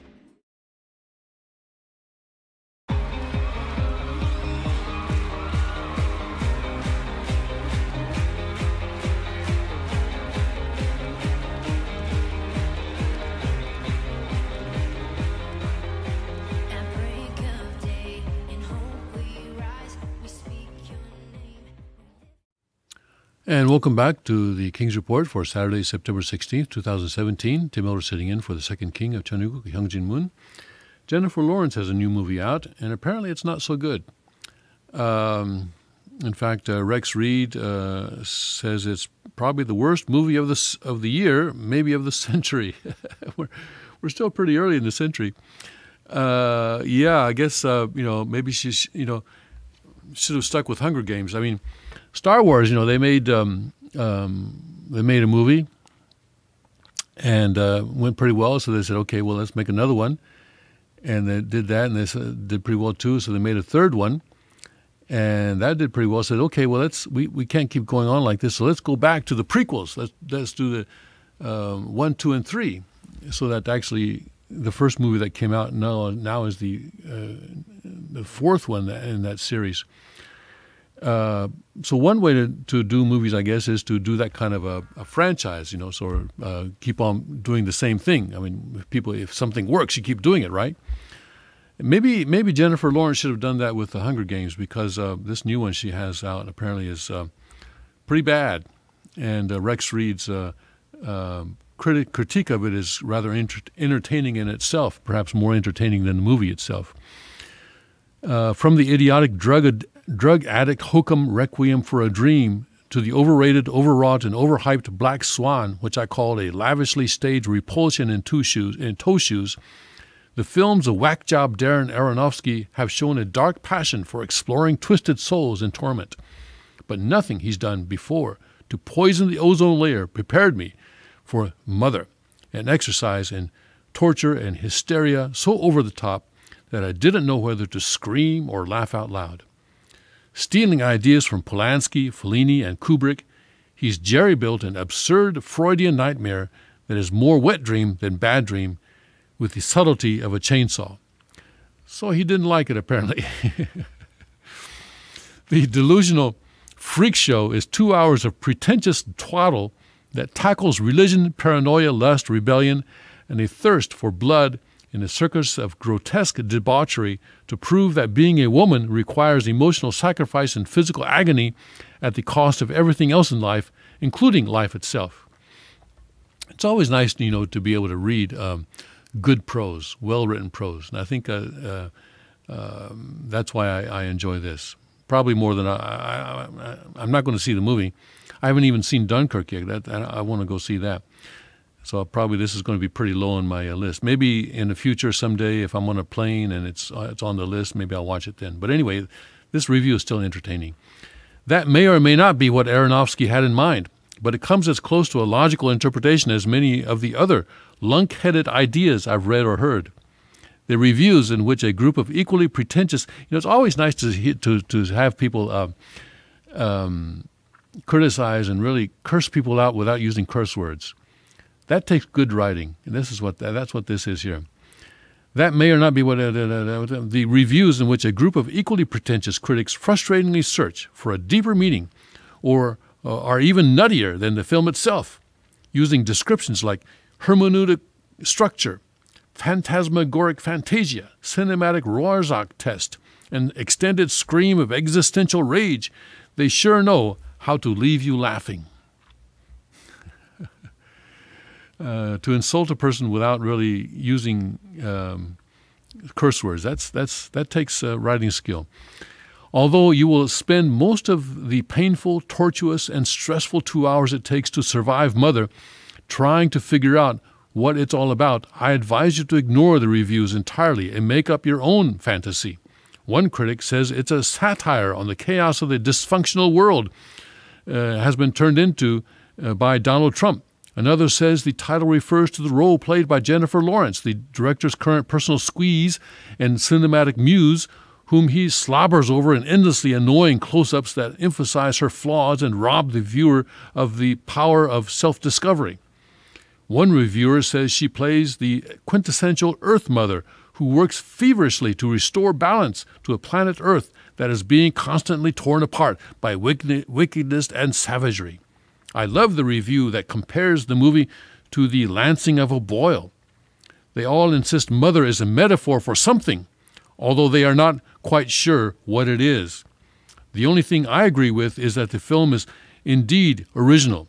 I admired the camera work, the wide-angle close-ups of flaring nostrils, and the pandemonium of the crowd scenes in the second half of the film when it goes haywire and insanity reigns.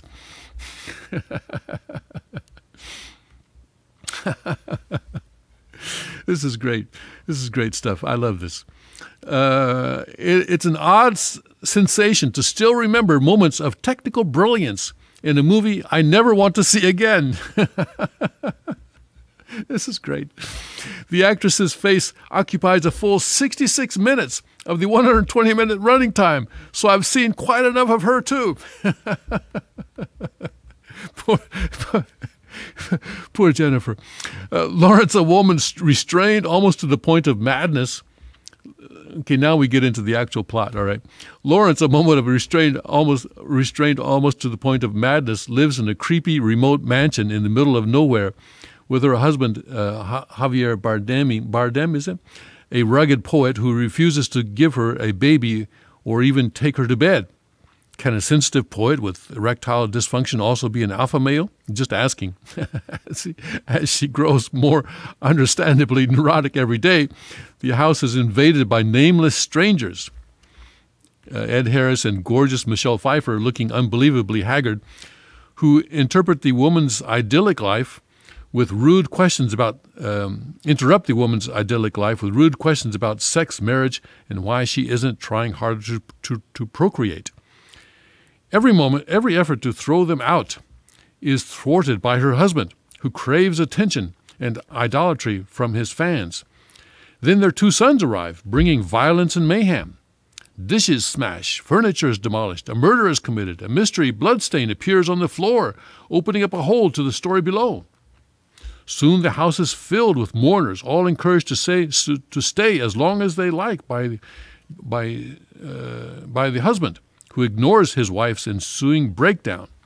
Aronofsky derives tension from strange sounds and occurrences: a dying bee, a hot frying pan, an exploding light bulb covered with blood, filled with unbearable tedium.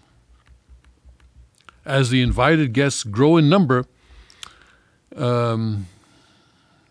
wrecking the plumbing, flooding the house with water, and littering the rooms with garbage, you can begin to suspect there's more to this depravity than misguided hospitality. Lawrence goes nuts before the audience does, displaying a remarkable talent for screaming "Stop!" at the top of her lungs, something I wish I had thought of first.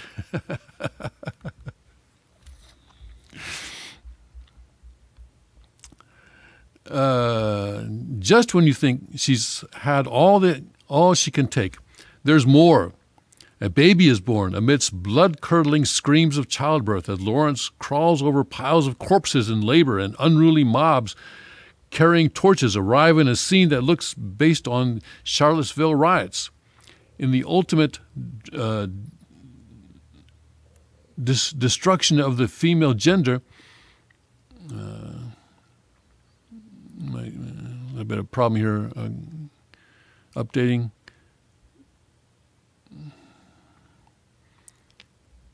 In the ultimate destruction of the female gender, frustration now with the computer. Lawrence tries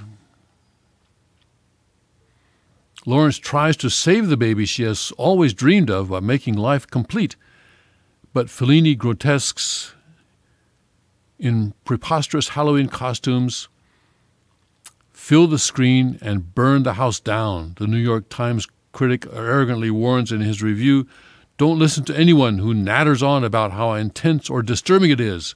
Sorry, pal, but a mob that burns a screaming baby and its mother alive, then turns cannibal, eats the baby, and rips its heart out to flush down the toilet while Patti Smith sings about the end of the world pretty much fits my definition of both intense and disturbing. What's yours?" Nothing about Mother makes one lick Nothing about Mother makes one lick of sense, as Darren Aronofsky's corny vision of madness turns more hilarious than scary. With so much crap around to clog the drain, I hesitate to label it the worst movie of the year, when worst movie of the century fits it even better. So Rex Reed did not like it, but he sat through the whole 2 hours. That's what he gets paid for, I guess. Poor guy. All right. Maybe someday on an airplane going over to Pacific, I will perhaps watch it. All right, let's take a break and we'll come back with more news from a Chonika perspective after this.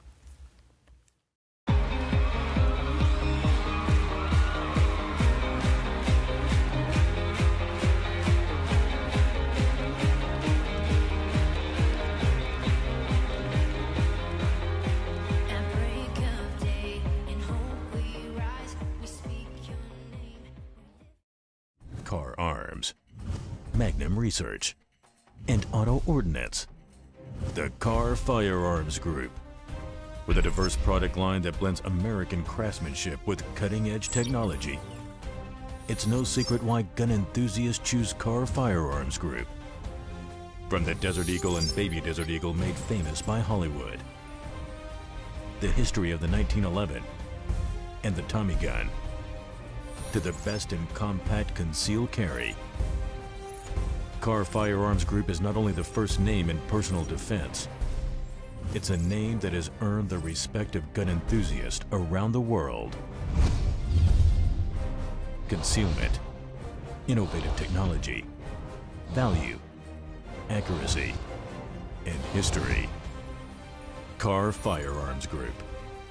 Made in the USA. Visit car.com today.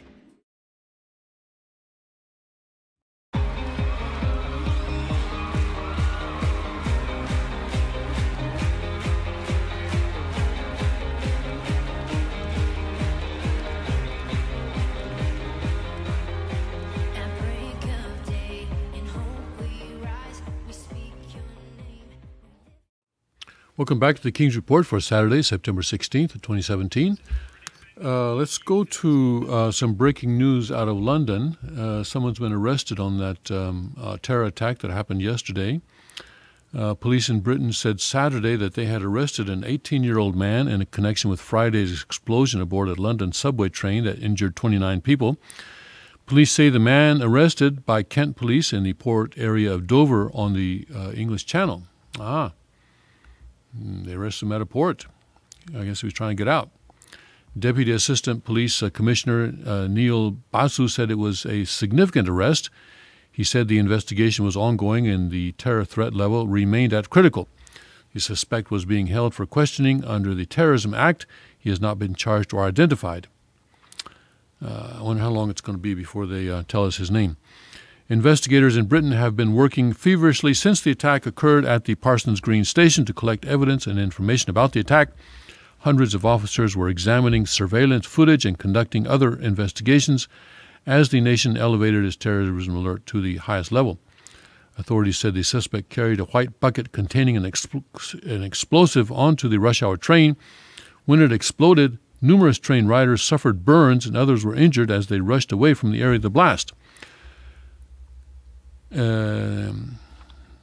So why didn't it affect, in the photographs that we see that someone took, that we're told a passenger took and posted, the bucket itself is burning, but the seat next to it is not. It appears not to have been affected by it says here, an explosion. And a lot of people were burned. People said they had, tops. They saw a fireball coming down, coming through the train.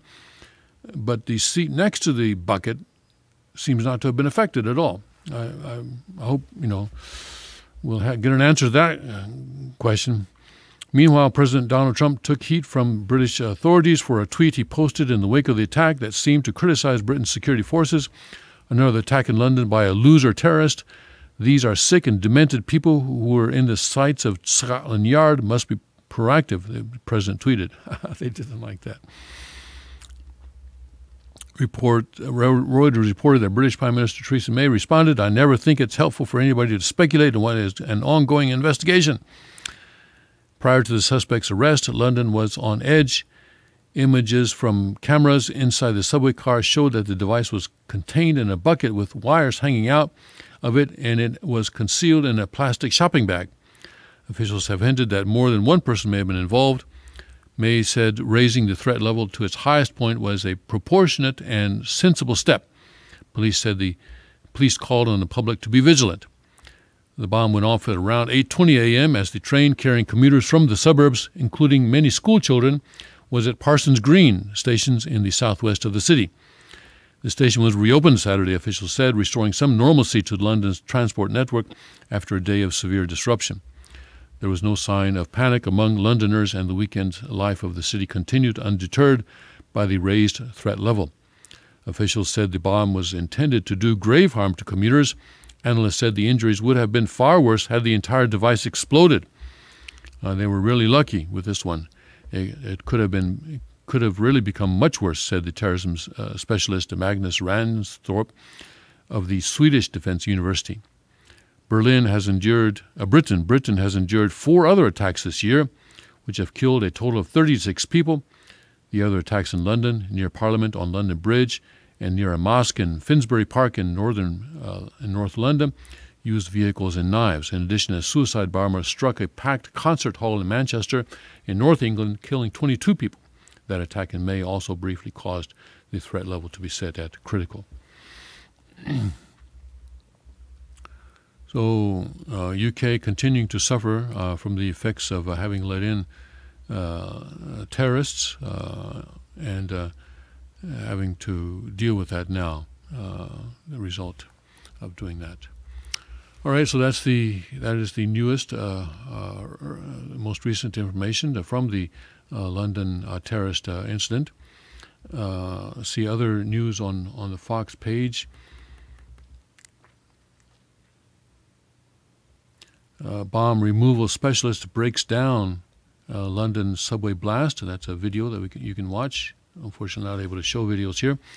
Trump says the U.S. must get nasty to fight terror. Urge tougher travel ban. That was a story from yesterday, but let's as long as we're talking about that London incident, let's talk about that. Actually, if you look at the president's tweets, this actually kind of quotes him out of context, because when he talked about becoming nasty, he was not talking about the kinds of things that happened in London. Rather, he was talking about let's get nasty in Iraq and in Afghanistan. Let me see if I can bring up that tweet. Let's not spend time on that. Let's talk about the Fox News article about what Trump says here. President Trump called for a larger, tougher travel ban early Friday after the attack in London, calling the perpetrator a loser and saying the U.S. will have to get nasty to fight terrorism. But he was talking about Iraq and Afghanistan. Another attack in London by a loser terrorist. They are sick and demented. People who were in the sights of Scotland Yard must be proactive. So that's the tweet that Theresa May did not like. The president tweeted Friday morning. Moments later, he added, loser terrorists must be dealt with in a much tougher manner. The internet is their main recruitment tool, which we must cut off and use better. Nah. Okay, I understand where you're coming from, but let's not touch the internet. Let's not start, censoring the internet. Because if you start censoring one type of speech, then you're going to end up censoring many types of speech. The president's tweets came after a fire at a London subway station on Friday. Okay, we understand all that. According to the White House, Trump later spoke with British Prime Minister Theresa May to convey his sympathies and prayers for those injured. The president pledged to continue close collaboration with the United Kingdom to stop attacks worldwide targeting innocent civilians and to combat extremism, the White House said in a statement. Trump told reporters Friday morning, we have to be very smart. We have to be very, very tough. In the early morning tweet storm, Trump slammed political correctness as he once again made the case for his travel ban, which continues to be fought out in the courts. The travel ban into the United States should be far larger, tougher, and more specific. But stupidity, that would not be politically correct. But stupidly, that would not be politically correct. Trump tweeted, adding, we have made more progress in the last 9 months against ISIS than the Obama administration has made in 8 years. Must be proactive and nasty. See, he's talking about, when he said nasty, he was talking about ISIS.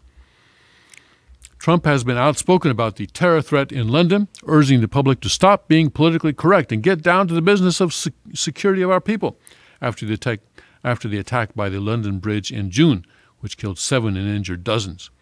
My thoughts are those with the injured those injured at Parsons Green, and emergency services who are responding bravely to this incident, British Prime Minister May said Friday. However, former Chief of Staff to May, Nick Timothy, on Friday called Trump's loser terrorist tweets unhelpful. True or not, and I'm sure he doesn't know, this is so unhelpful from leader of our ally and intelligence partner, Timothy tweeted Friday. All right, well, deal with it.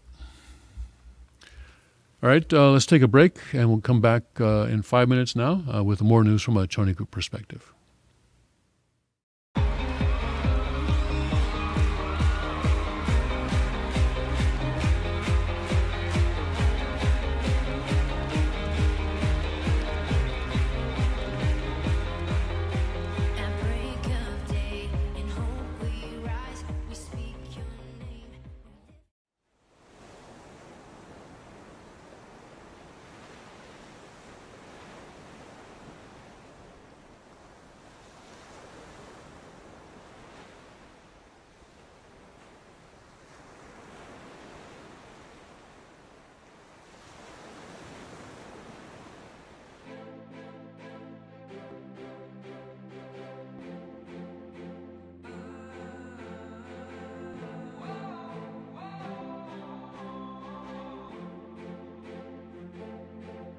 Little hands, shoeless feet, lonely eyes looking back at me. Will we leave behind the innocent to grieve? On their own, on the run, when their lives have only begun. These could be our daughters and our sons. And just like a drum, I can hear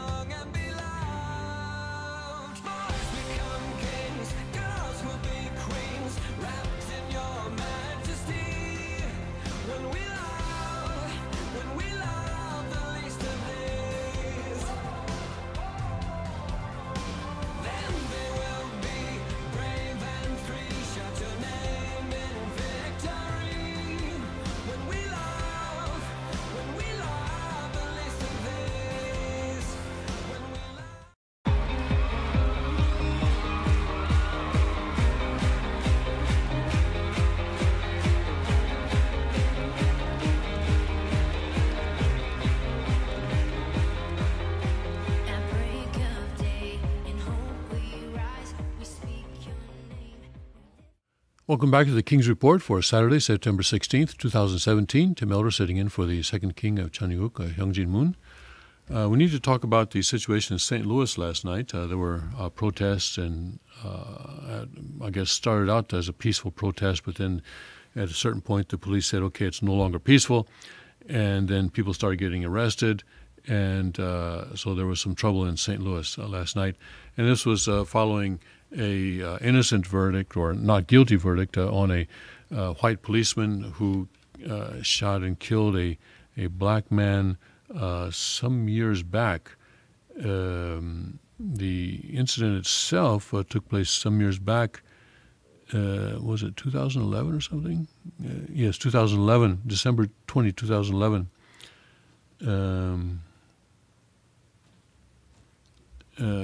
So anyway, let's see what happened in St. Louis last night. Former St. Louis police officer Jason Stockley was found not guilty Friday of murdering a man while on duty, sparking hours of angry protests that continued overnight. St. Louis Circuit Judge Timothy Wilson's highly anticipated verdict found the white former St. Louis police officer not guilty of first-degree murder and armed criminal action in the December 2011 shooting death of Anthony Lamar Smith, a black drug suspect, after a high-speed pursuit and crash. Protesters began gathering downtown immediately after the verdict was announced Friday morning. The demonstrations were largely peaceful at first, but as the night went on, protesters seriously injured 2 police officers and vandalized buildings, including the home of the city mayor. Early Friday, protesters tried to block officers from traveling to Tucker Boulevard between Clark Avenue and Spruce Street. Police used pepper spray to clear the roadway as protesters hollered, chanted, and held up signs. "My goal is to resist the power of the state," said the Reverend Renta Lampkin Green, pastor of St. James African Methodist Episcopal Church in Cape Girardeau, after standing in front of the line of police. "The power of the people is greater than the power over the people." At one point, protesters climbed on top of a police SUV and smashed its windshield. At about 5:30 p.m., police said the downtown protests were no longer considered peaceful, and they asked people to leave. Shortly after, protesters moved to the Central West End, where more than 1,000 marched on Euclid Avenue and on Kings Highway near Highway 40. Later Friday night, protesters gathered outside the Central West End home of Mayor Linda Crewson. Breaking windows, Crewson did not appear to be a home. 2 officers were hit by bricks thrown by protesters in the area and were taken to hospitals, police said. At least 5 other officers sustained minor injuries throughout the day, and more than a dozen people were arrested, police said. Governor Eric Greitens praised law enforcement and peaceful protesters, but warned violence will not be tolerated. "Unfortunately, we have some people who decided to engage in acts of violence," he said after meeting law enforcement officials in St. Louis.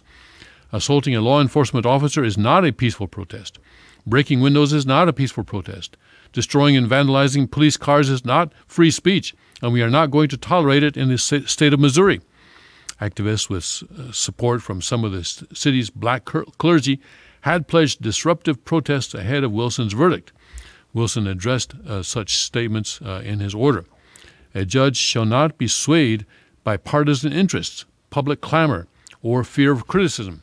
That was in quotes by the judge. Damon Smith, 52, an electrician headed to work, was among the motorists being rerouted from the protest area. "I think the verdict is disgusting," said Smith, who is black. "I'm proud of these people protesting. If you look at like me, then you feel like there is no way to express yourself in the face of this kind of verdict. Time and time again, African-American men are killed by police, and nobody is held accountable." At least that's the way the media puts it up. I think I need to look more closely at the actual data on that. In an exclusive interview with the Post-Dispatch Friday, Stockley said, "I can feel for and I understand what the family is going through, and I know everyone wants someone to blame, but I'm just not that guy." The judge explained his rationale in the verdict in a 30-page document filed about 8:30 a.m. Friday. This court, as the trier of fact, is simply not firmly convinced of defendant's guilt. Agonizingly, this court has pored over the evidence again and again. This court, in conscience, cannot say that the state has proven every element of murder beyond a reasonable doubt, or that the defendant did not act in self-defense. Because the state failed to prove Stockley did not act in self-defense, Wilson wrote that he could not address lesser charges of homicide or manslaughter. Circuit Attorney Kim Gardner said at a news conference that she was disappointed with the decision.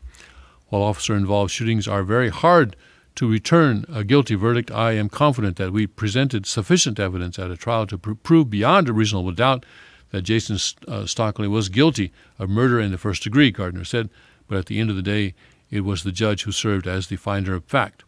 I must respect Judge Wilson's decision, but I stand by the evidence we presented in court. Mayor Lyda Crewsome released a statement following the verdict saying, I am appalled at what happened to Anthony Lamar Smith. I am sobered by this outcome, frustration, anger, hurt, pain, hope, and love, all intermingled.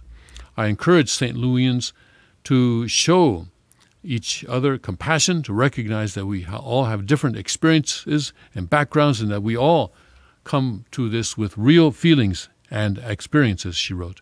Crewsome's comment drew a rebuke from Niall Bruntrager, Stockley's lawyer. How do you promote all those things by creating distrust in a system that clearly worked under these circumstances? Bruntrager said. It is irresponsible and a disservice to the community to make statements like that. It's an insult to Judge Wilson to make statements like that, and it falsely encourages the belief that an injustice was done here, when in fact justice was done. That's the police officer's lawyer. More than a month has passed since Stockley's bench trial ended, a case that has rekindled racial tensions by not seen in St. Louis since the Ferguson uprising and police killing of Von Derrick Myers, Jr. in the second half of 2014. Ahead of the verdict and the threat of violent protests, Greitens took steps to activate the National Guard, although it did not appear to be involved in frontline work Friday. Police officers in St. Louis and St. Louis County were on 12-hour shifts, and some St. Louis schools called off classes for Friday.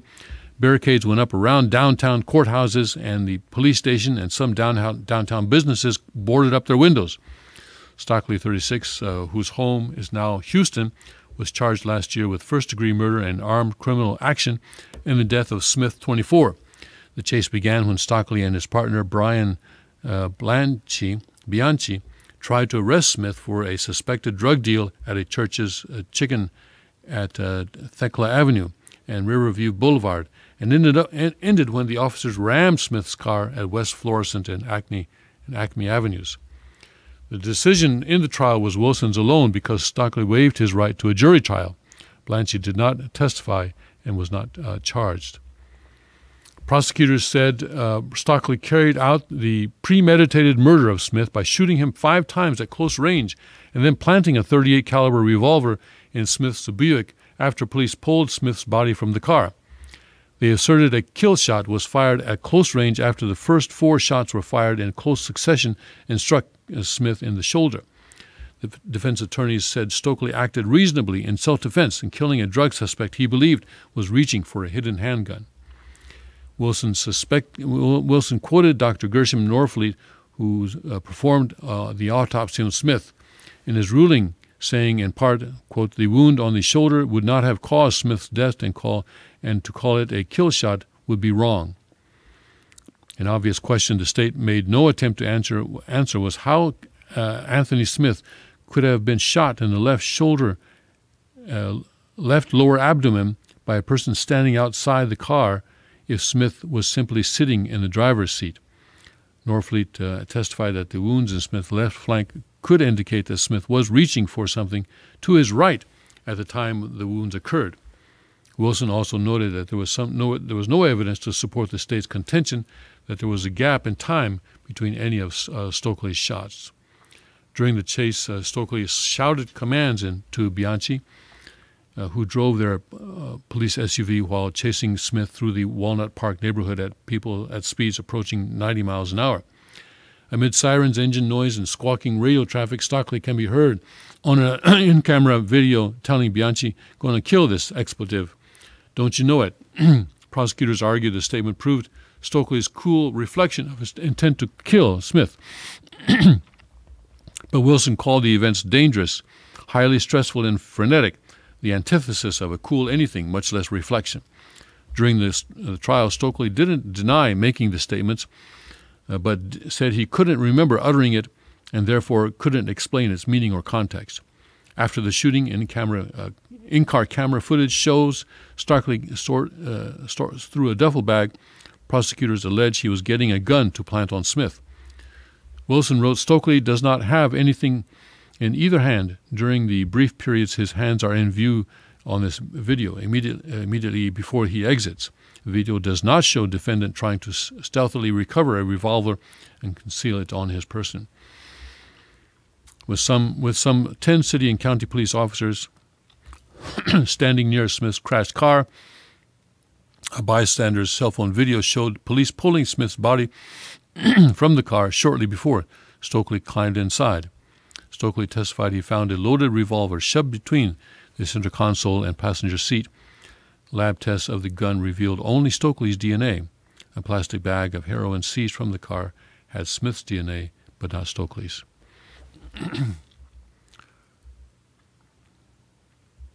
The article goes on with more details. Another attempt to divide American society along racial lines. The people protesting this are using this for their own purposes to try and incite a race war. Here are some of the tweets that people are commenting about this on Twitter. One person says, "We now live in a country where anarchy is celebrated and justice is protested. God help us all." And another person says he has a video of one of the protests. And he says, "This is what police brutality looks like when it goes unchecked in our courts." And another person says, cops who shoot black men know the drill.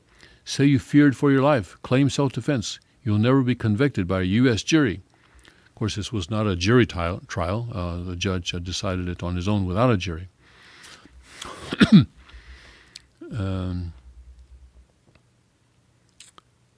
Meanwhile, a 6-year-old boy shot in the head while sitting outside his home Tuesday in St. Louis. No riots, no protests, no nothing. And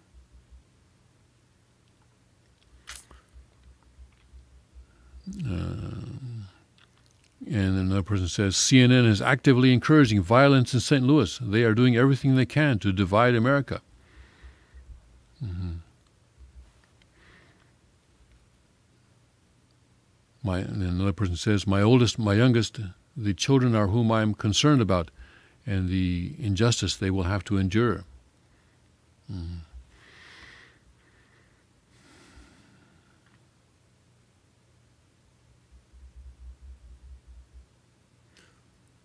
This is showing someone. This is a woman who was just pepper sprayed not too long ago by police in St. Louis. A black woman with some sort of white substance on her face. All right, let's take a break and we'll come back in a minute or so with more news from a Tonic perspective.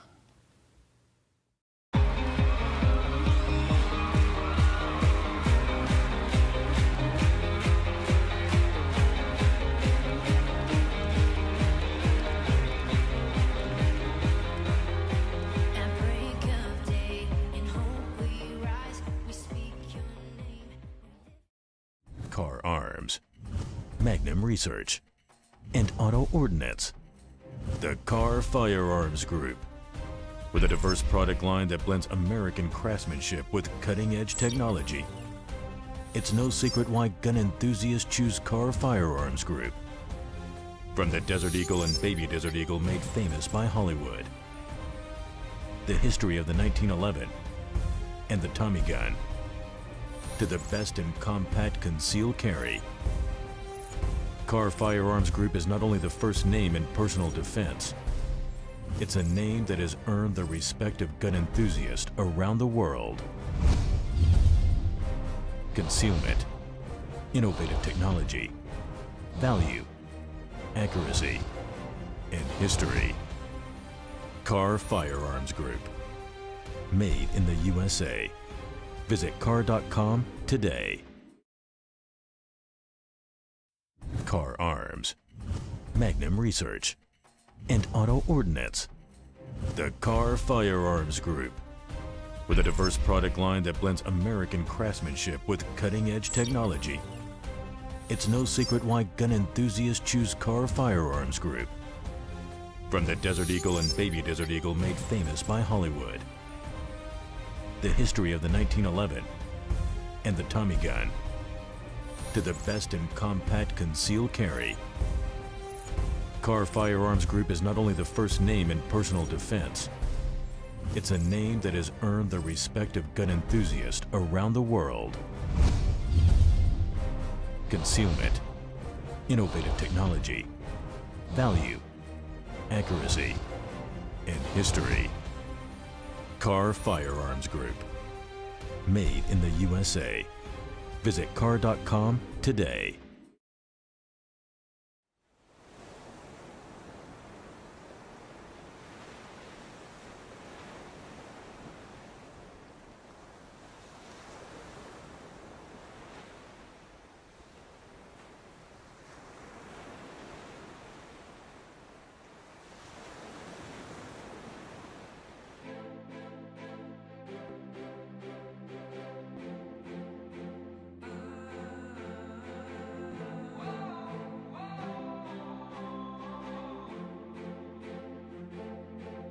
Little hands, shoeless feet, lonely eyes looking back at me. Will we leave behind the innocent to grieve? On their own, on the run, when their lives have only begun. These could be our daughters and our sons. And just like a drum, I can hear their hearts beating. I know my God won't let them be defeated. Every child has a dream to belong and be loved. Boys become kings, girls will be queens, wrapped in your majesty. When we love the least of these, then they will be brave and free. Shout your name in victory.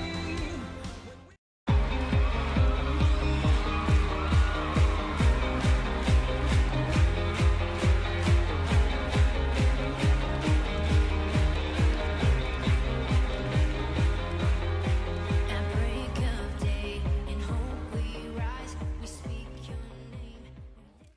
Welcome back to the King's Report for Saturday, September 16th, 2017. Chungi 8th month and the 26th day by the heavenly calendar. And guess what? Fox News has an article on September 23rd. Let's see what it says. Biblical prophecy claims the world would end on September 23rd. Christian numerologists claim. Christian numerologists claim that the world will end on September 23rd, 2017, as they believe a planet will collide with Earth. According to Christian numerologist David Mead, verses in Luke 21:25-26 is the sign that recent events, such as the recent solar eclipse and Hurricane Harvey, are signs of the apocalypse. And they go through the verses. September 23rd is a date that was pinpointed using codes from the Bible as well as a date marker in the pyramids of Giza in Egypt. Mead has built his theory, which is viewed with a widely skeptical lens, on the so-called Planet X, which is also known as Nibiru, which he believes will pass Earth on September 23rd, causing volcanic eruptions, tsunamis, and earthquakes, according to British newspaper The Sun. NASA has repeatedly said Planet X is a hoax. Revelations 12:1-2 is supposed to be the start of the rapture and second coming of Christ, which is also being mentioned heavily by Christian conspiracy theorists. The passage reads, "And a great sign appeared in heaven, a woman clothed with the sun, with the moon under her feet, and on her head a crown of 12 stars, which she was pregnant and was crying out in birth pains and the agony of giving birth. In the passage, the woman is Virgo. On September 23rd, both the sun and the moon will be in Virgo, as will the planet Jupiter. However, the occurrence happens naturally once every 12 years. There's also a rare alignment known as the line of the tribe of Judah, which is the conspiracy theorists are hanging their hats on. According to the Express, author Jonathan Safari wrote that the same planetary coincidence previously happened 4 times in the last millennium. As usual with any astrology, once one cherry-picks the stars that fit the desired conclusions, Safari wrote, according to the Express.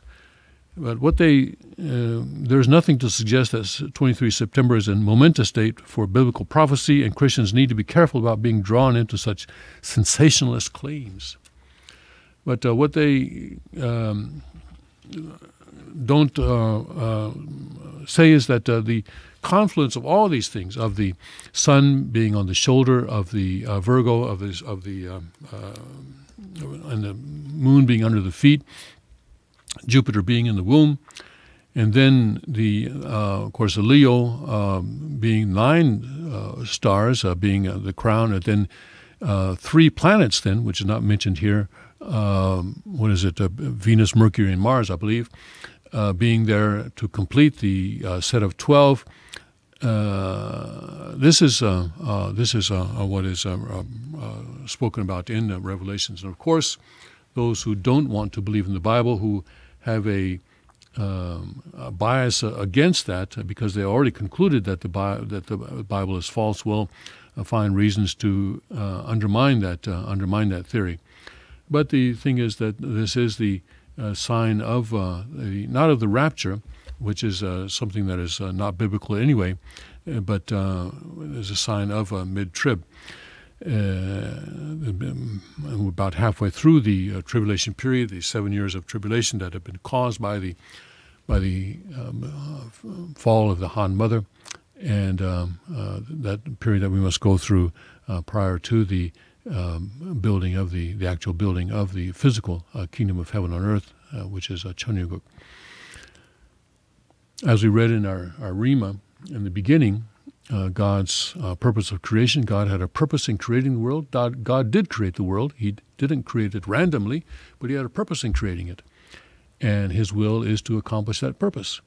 And that purpose is the 4-position foundation. And that is the union of a perfect man and perfect woman centering on God, with a God in that family, so that his will is done on earth, and that family becomes the object, partner of God in his love.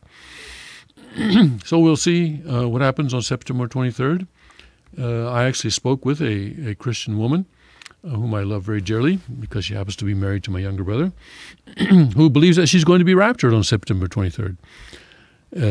So we will see. I'm not sure I understand the attraction of being physically levitated up into places where it's going to be very, very cold and not much oxygen.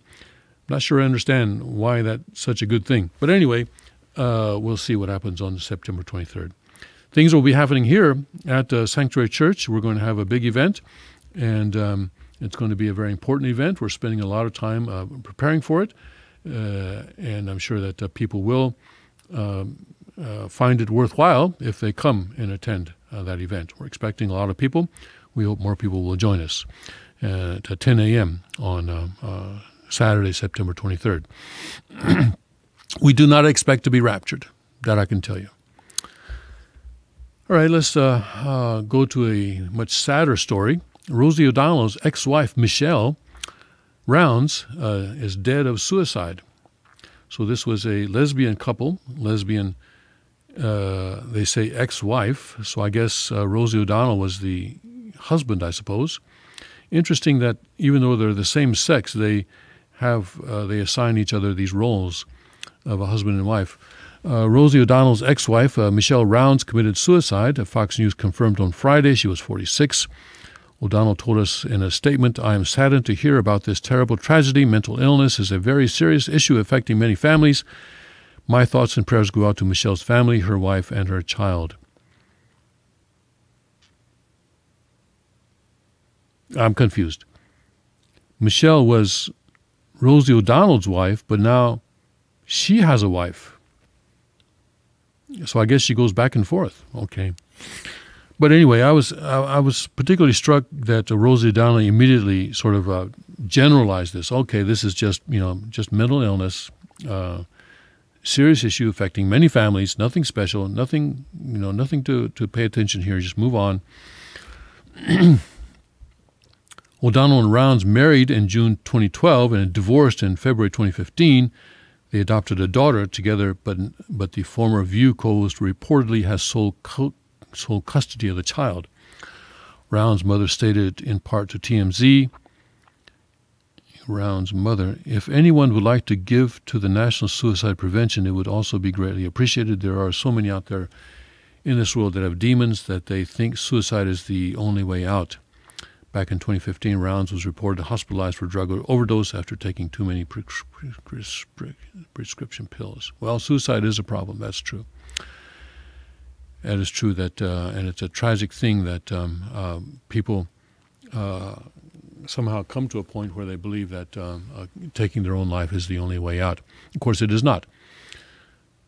Suicide is a grave sin because each of us reflects a certain part of God, and there's a certain aspect of God that cannot be expressed except through me and through each individual. And God gives us life out of His desire to His irrepressible desire, irrepressible impulse to experience joy by giving love, not just to anyone, but to me specifically, because there is a certain aspect of His love that only I can receive, that only I can experience because of my uniqueness, that there's, in all of history, there's not been anyone else that is exactly like me, and there will never be anyone else exactly like me in all of the future history of humanity. So that means that my life is extremely, extremely precious, and it should be treated that way by me and by those around me. And that's true with everyone. I'm just using myself as one example, but of course it's true of everyone. So to take that life would be a grave crime grave sin against God's providence and God's effort to create an ideal world. So certainly giving to organizations that help people. I don't know about National Suicide Prevention, whether that is a good organization or not, but I know that there are suicide hotlines out there, and that there are people who answer the phones and talk to people, and who are trained to talk to people and to help them go over whatever it is that they are, that has brought them to where they are, and so that they can seek help and hopefully to come out of that state where they are urged, where they are feeling an impulse to take their own lives. That being said, here we have a lesbian couple where apparently Rosie was the husband and Michelle was the wife, and that arrangement worked for less than 3 years, and then they got divorced, and then Michelle, who was the wife with Rosie's wife, then went on to get her own wife. So I guess she's the husband now. But this kind of a confused situation, Rosie O'Donnell just sort of passes it off. Well, no, that's just a mental illness, and that's a common thing, nothing special, affecting many families. But I would say that that this kind of a confused relationship, confused understanding, confusion about Michelle's understanding about her identity in the world certainly must have contributed to her eventual suicide. not knowing God, not knowing the God who loves her, and being cut off from that love, cutting herself off from that love. God did not cut her off, but she has cut off God. If she's living a lesbian lifestyle. Homosexuality is certainly, people struggle with this. I know people in our church, the Unification Church, have struggled with this. And but it is something that that needs to be faced and dealt with. But the fact remains that God's ideal family is a monogamous heterosexual family. Abstinence before monogamous heterosexual marriage, and fidelity within monogamous heterosexual marriage. And so a person who engages in homosexual marriage, is working with counter purposes with God, which is never a good idea. Never a good idea. Because we're working counter purposes with the way that He designed us, the way that He created us. We don't put leaded gasoline in a car that was built to take only unleaded gasoline, right?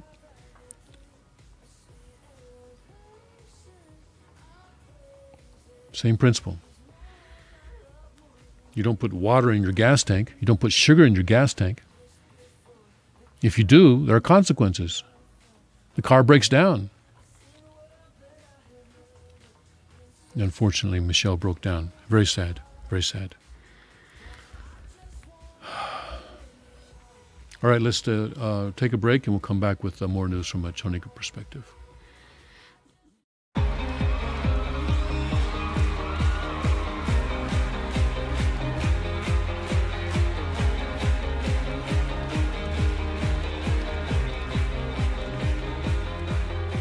At break of day, in hope we rise, we speak your name. Car Arms, Magnum Research, and Auto Ordnance. The Car Firearms Group. With a diverse product line that blends American craftsmanship with cutting-edge technology. It's no secret why gun enthusiasts choose Car Firearms Group. From the Desert Eagle and Baby Desert Eagle made famous by Hollywood. The history of the 1911 and the Tommy gun. To the best in compact concealed carry. Car Firearms Group is not only the first name in personal defense, it's a name that has earned the respect of gun enthusiasts around the world.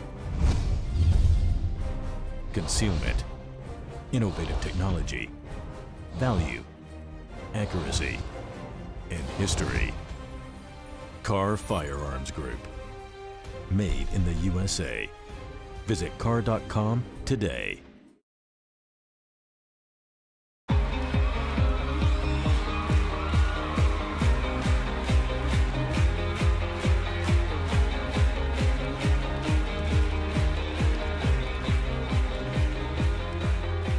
At break of day, in hope we rise, we speak your name. Welcome back to the King's Report for Saturday, September 16th, 2017. Tim Elder sitting in for the second king of Cheongguk, Hyungjin Moon. And let's just get some updates on what's happening with the people who went through that powerful Hurricane Irma that struck Florida. I'm sorry, getting my hurricanes mixed up here. So many of them coming. Duke Energy's unit in Florida has told its customers that it will be calling them Saturday to confirm whether electric service has been restored in their area following Hurricane Irma. The company said on its website that it had already restored services to 96% of customers in Pinellas and Pasco counties and planned to have power restored to all other customers in those counties by midnight Saturday. According to the Tampa Bay Times, the company missed a self-imposed Friday deadline for restoring power to all customers. That was frustrating for many of the company's customers, the newspaper reported. John Johnson told the Times he lost power at 8 p.m. Saturday on September 10th, but on Friday afternoon, Johnson was still in the dark. That was Friday afternoon, be the 15th, so that's 5 days. They're a bunch of liars, Johnson told the Times, referring to Duke Energy. They weren't prepared for this storm. They can't tell the truth. After sweeping through the Caribbean last week, causing death and destruction on islands as small as Barbuda and as large as Cuba, Irma made landfall Sunday on Florida and swept through much of the state. Millions were left without electricity. In the Miami area, customers of Florida Power and Light have also been struggling without service. The problem was exacerbated earlier in the week when the utility's website and smartphone app both crashed, leaving already frustrated customers with even less access to information. FPL's efforts to restore power simply weren't fast enough, customers of the utility told the Miami Herald. Okay, well, I'm sure that people are frustrated, but I think, in the aftermath of that kind of a disaster, patience is what is good. I'm sure that the electric companies are working very fast as they can to restore power, because after all, they can't make money unless the power is actually flowing. Now, what was it? Robert De Niro, I think, was saying somewhere that he can't believe that Trump refuses to, or that the Trump administration refuses to say that these hurricanes, Harvey and Irma, were the result of global warming. I see that somewhere. Yeah, here we go. Robert De Niro, disgusting. Trump administration won't say global warming behind hurricanes. Whereas we have another person saying, don't blame climate change. Hurricanes have always been with us and will always be with us. Of course, we had Dr. Roy Spencer on the King's Report a few days ago, where he also said that this is the case. After seeing the terrible flooding, property destruction, power outages, and tragic deaths caused by hurricanes Harvey and Irma, we all wish we could do something to keep future hurricanes from forming or make them less severe. Unfortunately, we can't. We can't. We can't. All right? We can't. It's like trying to say, okay, I want to stop that avalanche. I want to stop that earthquake. The power of nature is incredible. The power of nature is quite incredible. But despite what you hear from environmental extremists who oppose the use of oil, coal, and natural gas, even if we stopped using these fossil fuels tomorrow, hurricanes would still be a part of our natural world. They always have been and always will be. So, yeah, there will be hurricanes in God's ideal world. Yeah, there will be hurricanes. It's part of the natural process. All right? Radical Greens and their political media allies have latched onto suffering caused by Harvey and Irma to advance their ideological jihad against fossil fuels. They want to keep these valuable resources locked up underground and never used to provide the efficient, reliable, and affordable energy that makes our economy and modern life possible. The extremists don't care that ending our use of fossil fuels would dramatically reduce our living standards by making energy much more scarce and expensive, or that the poor would suffer far more than the wealthy. Some on the left are also using Harvey and Irma as yet another weapon in their nonstop attacks on President Trump, his administration, Republicans, and our way of life.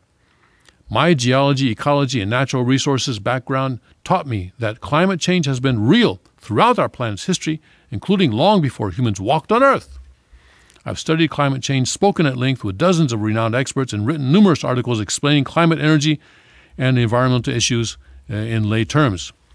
I've learned to be humble, respectful, and vigilant in the face of nature's power, to recognize that climate change can range from beneficial or benign to harmful or unbelievably destructive, and to understand that the sun and other powerful natural forces totally dwarf whatever meager power humans might muster in attempting to control Earth's climate and weather. This is Paul Dreisen is writing this article. Hurricane Harvey marked the end of a record 12-year absence of Category 3 to 5 hurricanes hitting the U.S. mainland. If global warming was the reason our nation is being battered by major storms this year, how do you explain that their absence for the past dozen years? There hasn't been such a long period when the U.S. was free of major hurricanes since 1860 to 1869. The National Oceanic and Atmospheric Administration's Hurricane Research Division counts 10 Category 4 to 5 monster hurricanes in the U.S. between 1920 and 1969, but only 3 between 1970 and 2016, when our planet was warming more rapidly. If warming causes more severe hurricanes, the number of big storms should have been greater in the latter period and fewer in the earlier part of the 20th century. Logic! If Harvey's rainfall was due to growing fossil fuel use and atmospheric carbon dioxide, how do you explain previous deluges like Hurricane Easy, 45 inches of rain in 1950 in Florida, Tropical Cyclone Amelia, 48 inches in Texas in 1978, and Tropical Storm Claudette, a record 43 inches in 24 hours in Alvin, Texas in 1979, when global fossil fuel use was much lower. Natural factors not affected by man-made climate change played a key role in enabling Harvey and Irma to strike with such devastating force. Consulting meteorologist Joe Dalio notes that hurricanes entering Texas are almost always very wet and often stall or meander. Weatherbell Analytics chief forecaster Joe Bastardi explains that a large and predicted cool trough trapped Harvey and kept it from moving inland, enabling the Gulf of Mexico to feed it trillions of gallons of water for days. It was an unusual confluence of events, said Weather Channel founder John Coleman, but it was certainly not unprecedented. If there was a human factor in Harvey and Irma, climate alarmists need to explain exactly where it was, how big it was, and what role it played. They must present hard evidence to show that fossil fuels and carbon dioxide emissions played a significant role compared to the hundreds of natural forces involved in these storms. They have done none of these things and cannot. The Atlantic, Caribbean, and Gulf of Mexico are warm enough every summer to produce major hurricanes, says climatologist Roy Spencer, who was on the King's Report. There he is, climatologist Roy Spencer, being quoted on Fox News. But you also need other conditions that have unknown origins and mechanisms.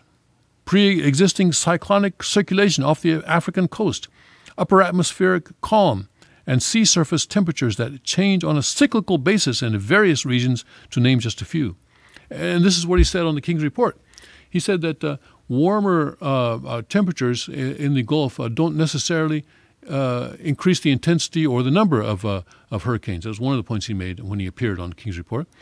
He said there are many other factors that go into forming a hurricane.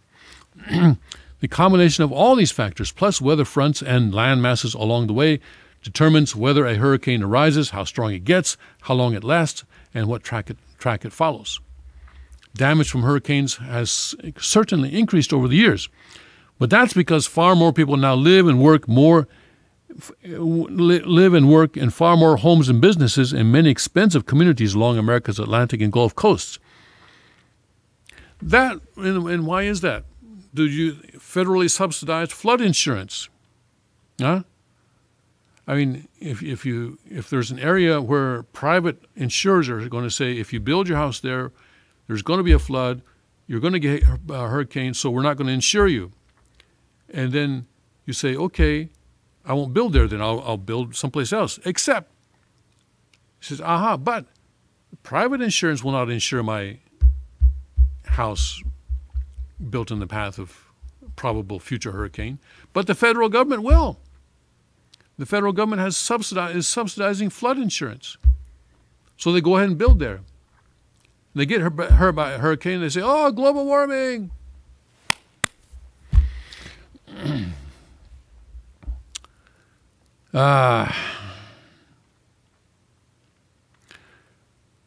Since 1920, Greater Houston grew from 138,000 people to 5.7 million, Miami from 43,000 to 6.1 million, Tampa from 50,000 to 3 million.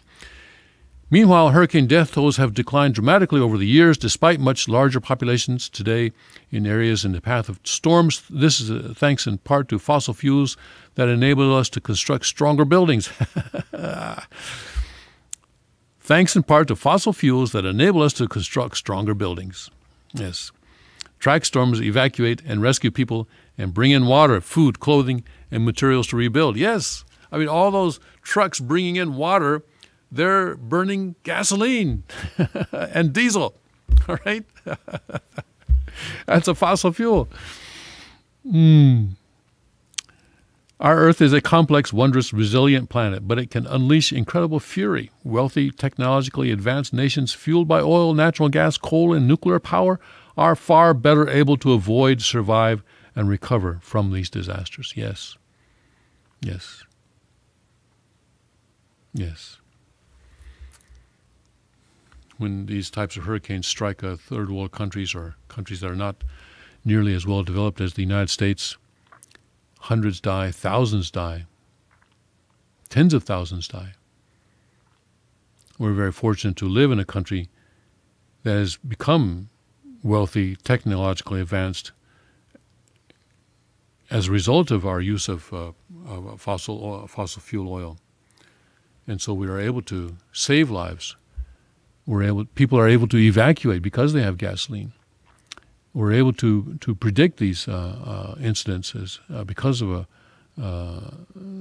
activity that takes place in the context of use of fossil fuel oils. And we're able to get in there after a disaster by helicopter, by truck, by car, by ship, all using fossil fuels. All using fossil fuels. But the left, no. We have to become a third world country. We have to go back to that level so that these hurricanes will stop. But they're not going to stop. They're not going to stop. They're not going to stop. But we do need to understand them better. That is science, as a divine principle says, is helping us to overcome the external ignorance that resulted from the fall at the beginning of human history. And we've been working, scientists have been working these thousands and tens of thousands of years to study God's creation and to understand it, so that we can, by understanding it, we can exercise dominion over it, not be dominated by it, exercising dominion over the creation from God's position, God's perspective. But hurricanes are a natural force that transfers energy from the atmosphere into the oceans and into the earth. All right, that almost brings us to the end of today's broadcast. Let's check to see if the president has tweeted anything this morning.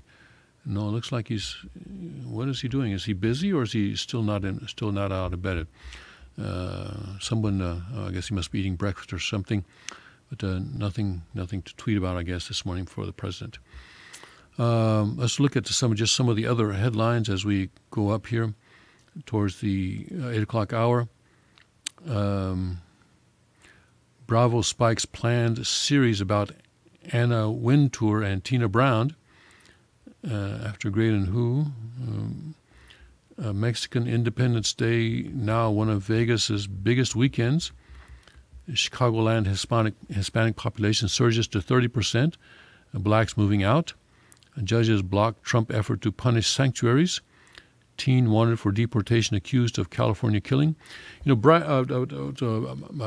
Steve Bannon, in his interview with 60 Minutes last Sunday, made a point that the reason the Catholic Church in America is so in favor of open borders is that they need people to fill their pews, because the Catholic Church is a dying organization.